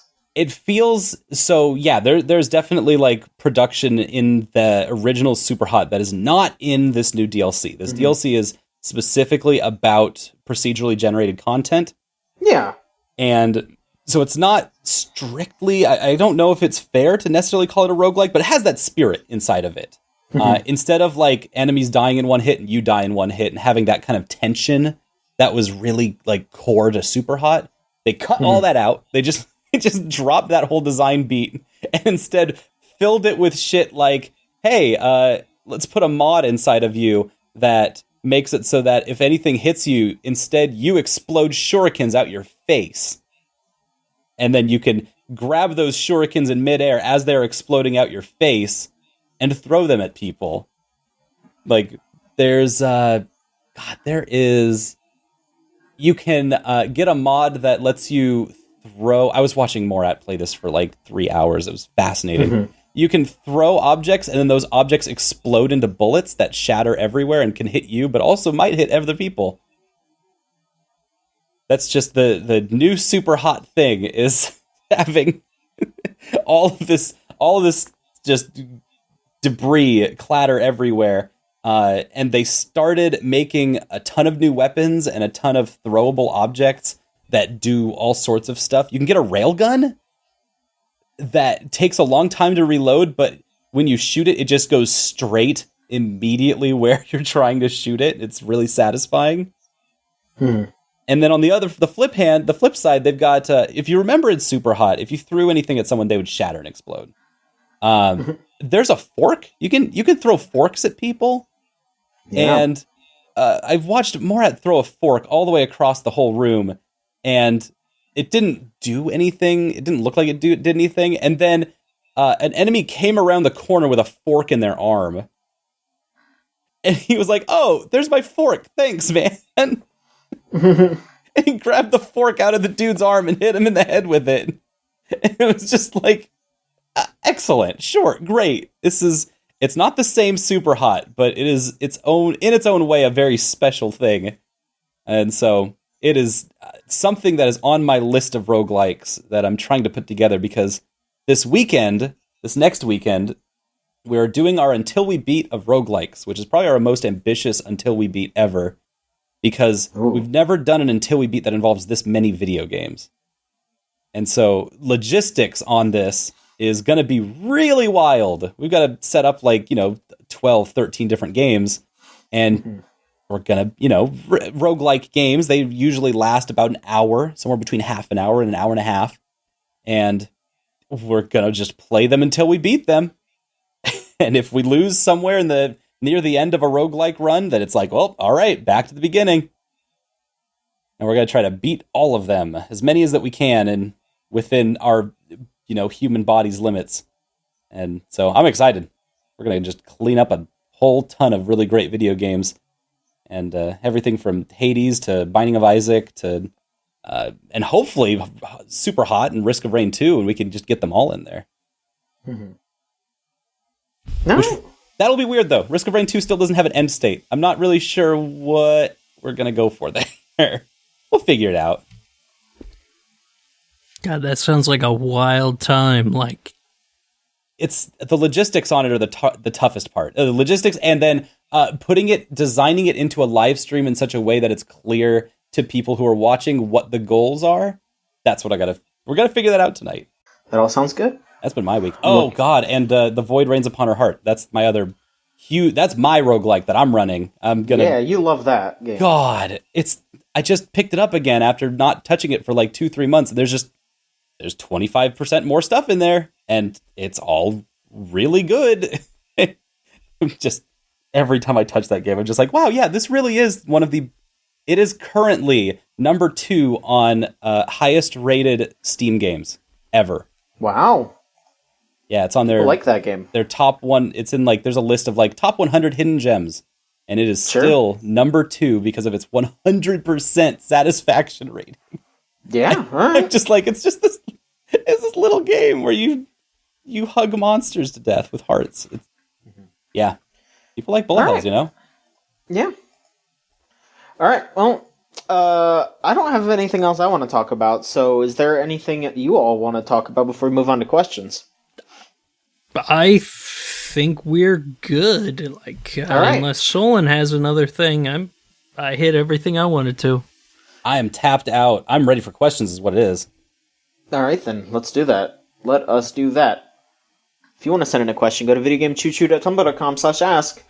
Or, I just opened up the DMs on the Chooch Twitter because Tumblr wasn't working earlier. But now it is. But I guess if you DM us, you can also do that too. But also, I beg you to be normal. I mean, I want you to be normal in the Chooch Tumblr, but be normal on Twitter too. Just be normal. Just be normal, please. Thank you.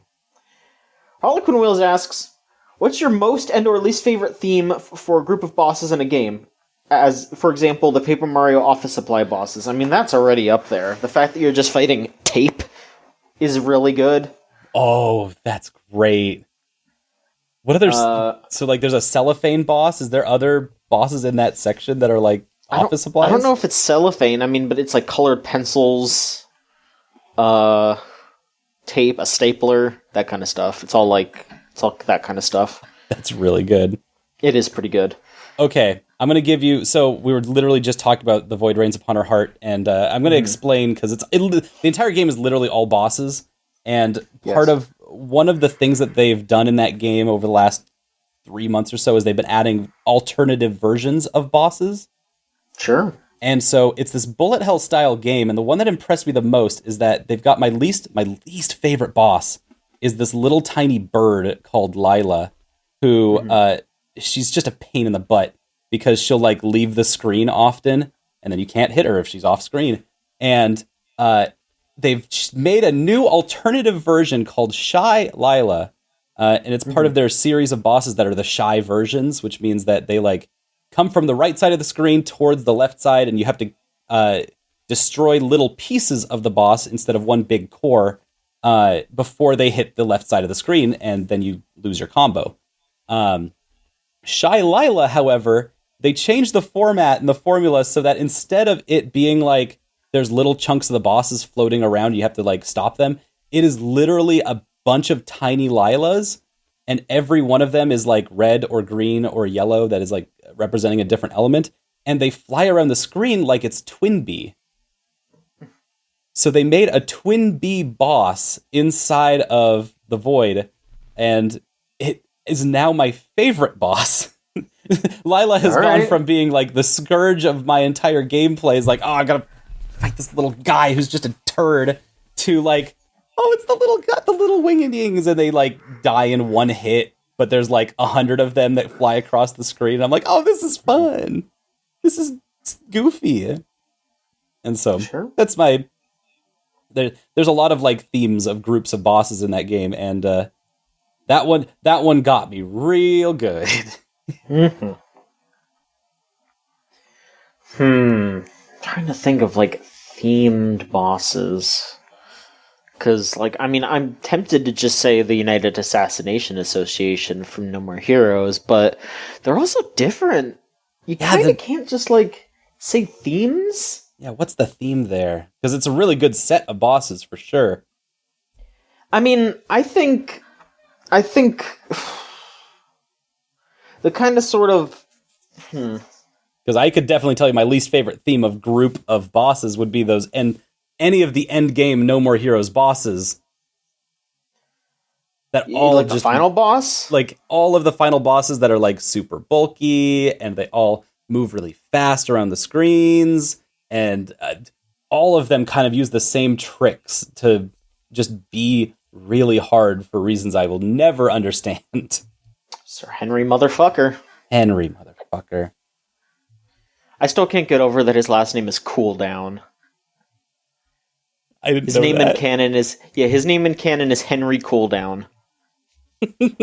Which just because, like, even though he's Travis's brother, he's Henry Cooldown. Yeah, Travis Touchdown and Henry Cooldown. It's very good. I mean, there's like near the end of No More Heroes 2, you fight like the two girls that you fight. It's like Margaret Moonlight and then what's her name? Something Twilight.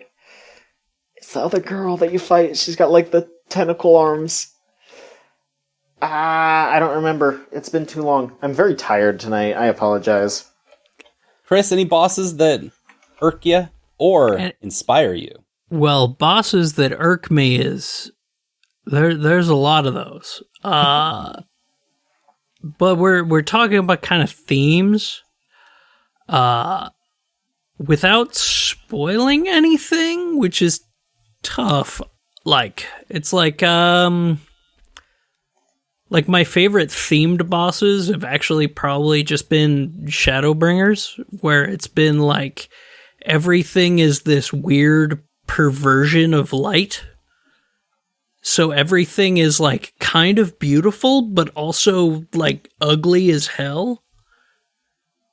And like, which is just like a really interesting dichotomy, because normally you think of, oh, it's like super angelic, but also no, it's just gross, depending on boss phase. And then there's, but no, fights that irk me,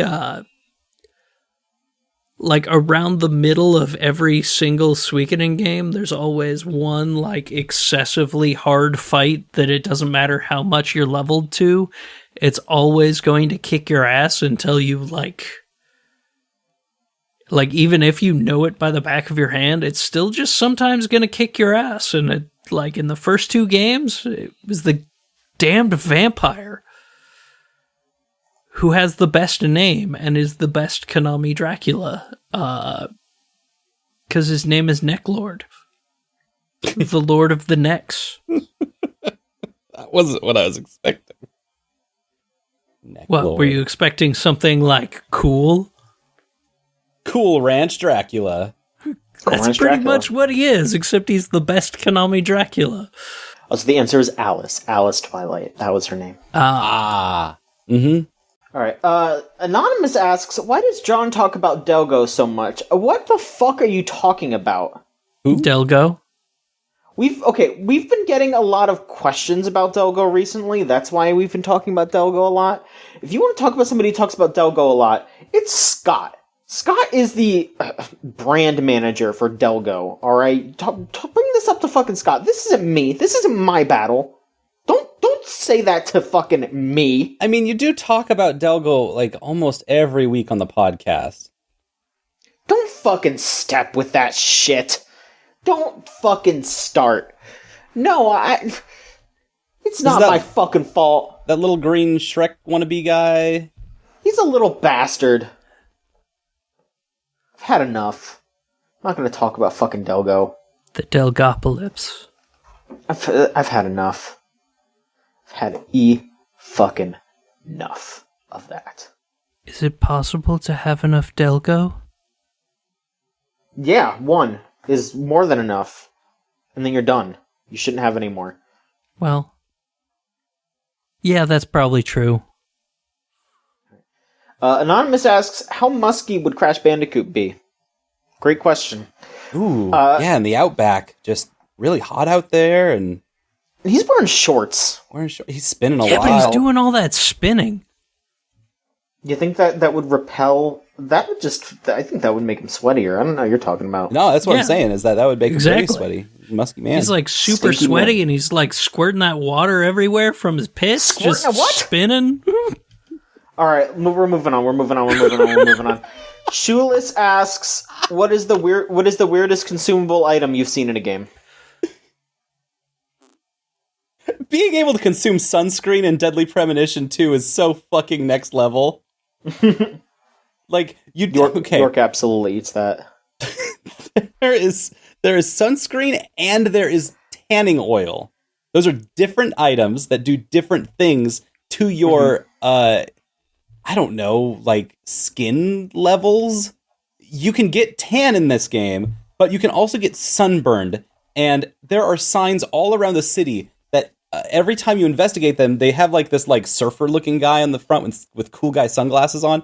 But whenever you investigate them, the only text box that appears says, this sale is only for sunburned customers. I don't know what that means. I don't know how long it takes to get sunburned, but I know spending 72 hours in bed is probably not going to do it. And so I'm like, what do you want me to do, video game? They want me to burn. They want you to spend all that time outside. Go outside, York. Go play outside the sun. York, leave your bed and go punch some fucking bees, okay? Weird consumables. What is a weird consumable that I have partaken in a game? It's the Resident Evil, like, herbs.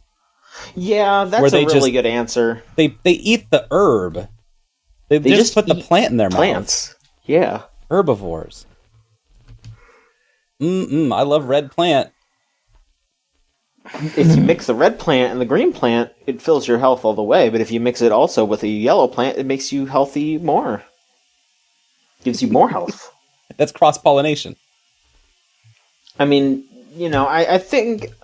Honestly, I feel like if you really think about it, just like any time you're just picking up food off the ground, like nobody ever really thinks about it, but it's definitely weird, like you just, like everyone makes fun of it, but it's true. You're just like in Castlevania, like busting down a wall and there's a chicken there, like you're not, it's fucked up. You don't think about it that hard, but it's there and you just accept it. That's not right. That's why people look at video games and they're like, what the hell's going on? But you know what? That's also okay, because it's still good. It's fucked up, but it's good. That Deadly Premonition made me so mad yesterday, and not because of anything that it did wrong, but a squirrel came up to me, attacked me, stole a donut. And so in response, I shot and killed it, and then picked the donut up off the ground and ate it. It was my donut. Yeah. All right, York. What about you, Chris? For me, it's going to be in Suikoden 2, there's a cooking mini game, and you can get a chef. And once you cook something, it becomes a consumable item. So I'm going to have to go with if you use the wrong kind of dressing in your cucumber salad, you get the weird Tsunomono. So it's literally exactly that, the weird cucumber salad. It's weird. That's great. It's honestly the only thing I could think of, other than like there's it's not consumable, but you can put it as a statue in your bathhouse, the peeing boy. That reminds me of Breath of the Wild's like pixelated goo. If you fail a recipe, you can eat that. A lot of games do that, and that's always really good. Mm-hmm. Horror Errors asks, so we've had Paper Mario, Yarn Yoshi, Kirby's Epic Yarn. What's next for Nintendo? For making a property, get the arts and crafts treatment. Maybe Metroid Mache, but that is highly unlikely. Oh, I like that. Love that. I would love that. You're saying Samus got like loading up the cannon with that like white paste goo, and then like is using her other hand to like grapple paper, like newspaper, onto the like mache that she's shooting everywhere. Oh, I think it would be more style. It would be more a style thing, but I just dig the concept. She'd be so good at paper mache, is what I'm saying. She would be good at that, though. You are right. For some reason in my mind, I'm just thinking about like a super plushified Ice Climbers game. Like I can just see the Ice Climbers as plushies, just climbing up a cute little mountain. Felt climbers. All the different critters. Yeah, felt climbers. I want that. I want to see the Ice Climbers just be adorable, cute little plushies. And like picking each other up all the time. Yes, I love the Ice Climbers. I would love for a new Ice Climbers game that's just them hanging out. Like that game, the game that they come from is like one of the worst Nintendo games ever. It fucking sucks. But yeah. I love the Ice Climbers though. They're very adorable. And I'm glad that they're in Smash Brothers because they deserve to be in something, and I would love for them to have a new game. Yeah. Need like a knitting or a crochet Kid Icarus. No, like, I could see Kid Icarus as like Cupid dolls. Ooh, yeah. I could see Kid as like a little Cupid doll, yeah. Yeah. That's nice. Mm-hmm. I just had this image of Palutena like knitting and doing crochet, and that just seemed really nice. How do I get Palutena just crocheting? Yeah. Or I mean, this was almost going to happen. I think Bandai Namco pitched it, but I would still be down for it. A mother game with, like, clay graphics. Oh, ooh, yeah. Basically Hylics. We can just do Hylics again. Yeah, they could just do another Hylics. Nintendo hire Hylics. Yeah, just have the Hylics team and Toby Fox make Mother 4. There you go. Ooh. There you go. Wow. There you fucking go. Oh. I can't think of anything better than that.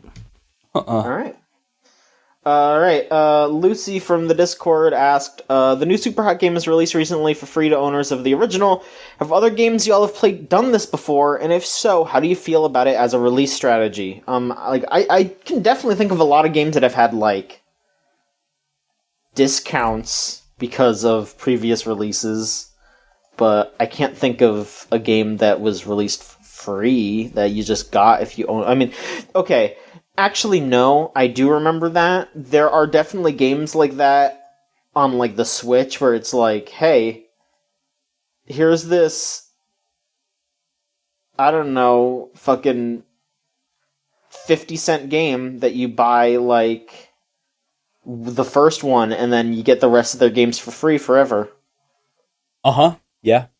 They do that. It's never anything that's like big.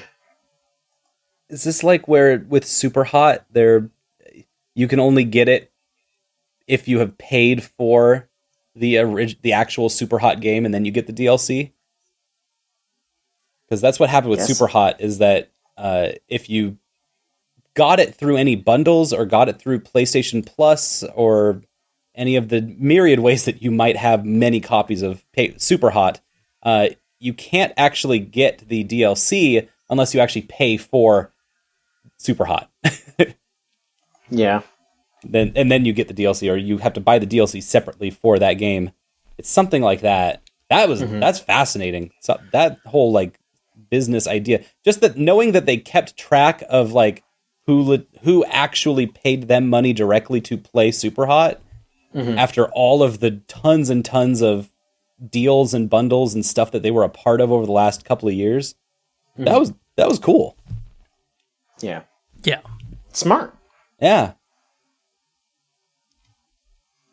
And that was pretty much the last question, but I will mention that we got like five. I think your partner sent in like 5 Baja Blast questions. And I'm just gonna say, we're gonna blast to the finish line here. I'm sorry, but I don't think Hatsune Miku would eat at the Taco Bell. I don't know if that would be her thing. She's a Domino's girl. You don't Baja Blast to the past, especially not to play the shitty games that suck ass. I still have to say that I fucking love that, Solon, you had never seen that Domino's commercial, and I got to show it to you. The Hatsune Miku Domino's commercial. It's art. It's a thing of beauty. I've never wanted Domino's pizza less and Hatsune Miku more. Yeah. But thank you for your questions, even though they're all about Baja Blast. Fucking Andrea. What character would love Baja Blast? Who's the Baja Blast chugging video game character? Travis Touchdown. I mean, Travis Touchdown drinks anything slightly fizzy that you put in front of him. Mm-hmm. I think he's more of a deep cut guy, though. I think he's more the Sangrita, or what is the? Oh, I mean, yeah. I mean, he okay. Mm-hmm. He drinks all kinds of weird sodas. Definitely. He goes to the fucking store and he's like, y'all don't have Jones soda? Okay. Yo, yeah, he's the guy who just drinks Ramune bottles every day. He goes to the Asian market and he just buys like 50 Ramune bottles. Not even in like the boxes. He just buys them, he just pulls them straight off the rack. And the people in the back have to restock that rack again because Travis Touchdown just came through. Oh, that fucking Touchdown guy's in here again. Christ. 50 loose bottles of Ramune. Yeah, I love Ramune. A little marble soda. Does anyone else love putting that marble in there? Oh yeah! Yeah, that would hit. Toad absolutely drinks Baja Blast. It's Toad. He's the Mushroom like the tip of the bean katana. Yeah, Toad would drink fucking Baja Blast. Disgusting. Why am I saying it's disgusting? Baja Blast is tasty. I don't know. So what the fuck good. I'm talking about. It is good. Fucking Toadette, though. Toadette. I was gonna try to say that she would drink some kind of crazy Baja Blast, but I think she's the fucking. She was like she was going over to Princess Peach all the time, being like, "Listen, when's the Taco Bell cantina getting built around here? Because I want to get Taco Bell and get drunk." Like that was what her fucking thing was. Daisy drinks hard whiskey and Peach drinks a lot of wine, but then whenever Toadette shows up, she's like, let's make some sangria. We're going to throw some fruits in this, and we're going to spend all day just making a giant vat of sangria for everybody, and we're going to bring everybody out for it. Yeah, but she's the only one that really drinks it, and she just kind of brings it home. Yeah, she carries home the big tub of sangria. She's got like a more than one red stained like plastic tub in her house. Yeah. And she keeps fondly remembering the sangria nights. Yeah, she loves it. Everyone loves it. Like nobody hates it. They all love when she comes over. Yep, but you know. Rosalina drinks IPAs, by the way. Yeah, absolutely. Yeah. I mean, have you seen that like outfit, that guitar outfit? She drinks fucking IPAs. Are you kidding me? All right. Well, that should do it. Thank you all so much for sending in questions, and thank you too for being on. Folks, thank you. Do you two want to plug where you can find yourself? Chris, go ahead. You can find me at on Twitter at Judgment Scythe, and Twitch, which I'm going to come back to now that I'm actually healthy again, at twitch.tv/Chikatsu Star, where, I'm going to finally finish hard mode of Final Fantasy VII and then play through all of the Suikoden games with my girlfriend. Nice. Yes, I want to watch you play all the Suikoden games. Hell yes. I mean, you need to until we beat them and fucking ignore Austin because he's a dumbass who's wrong. Wow. Hey, I'm Solon. Thanks for hanging out with us. So you can find me on twitch.tv/SoulAndFace and on Twitter at SoulAndFace. And we'll be doing Until We Beat roguelikes next week. And that'll be a very fun time. Mm-hmm. You can find me at JOHN_MICHONSKI on Twitter. Because I don't do Twitch. Sometimes I use the Chooch Twitch account, but I only do that every once in a while because I get very tired doing it. It's very stressful. It's a doing lot. It by yourself. It is. You should catch me a Meryl on Twitch. You should go get on the VGCC, and we should catch a Meryl together. That sounds like a pretty okay time. Sure, I could do that sometime. But yeah, also check out all the Video Game Choo Choo stuff. We got at VGCC is our Twitter. VideoGameChooChoo.tumblr.com is our Tumblr. We have a Facebook. We have a YouTube. You just look it up on YouTube. We got the YouTube. Type that in. We got the Discord channel, which is thegamezone.zone. You type that into your web browser and it'll bring you straight there.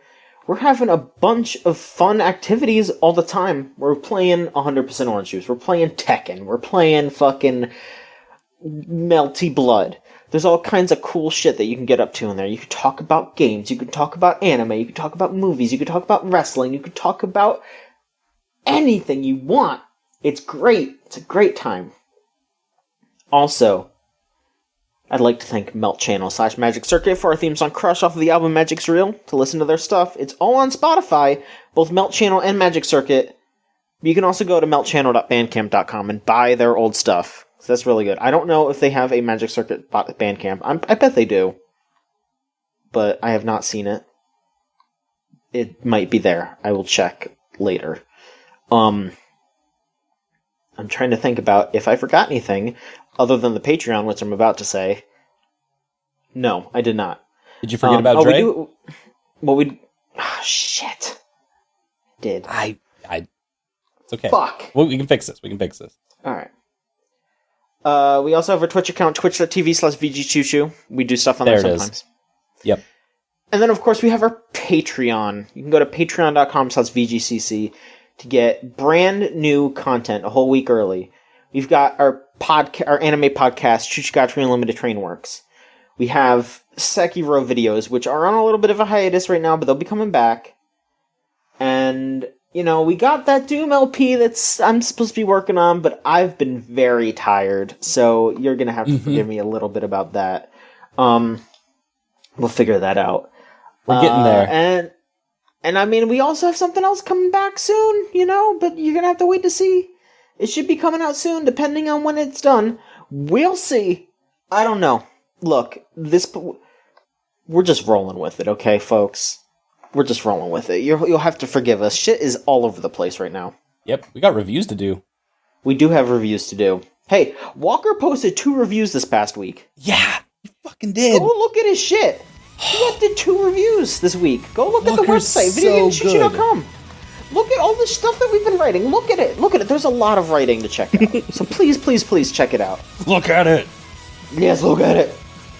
And that should be it. Thank you so much for listening, everyone, and we will be back next week with another episode of the Video Game Choo Choo podcast. So long.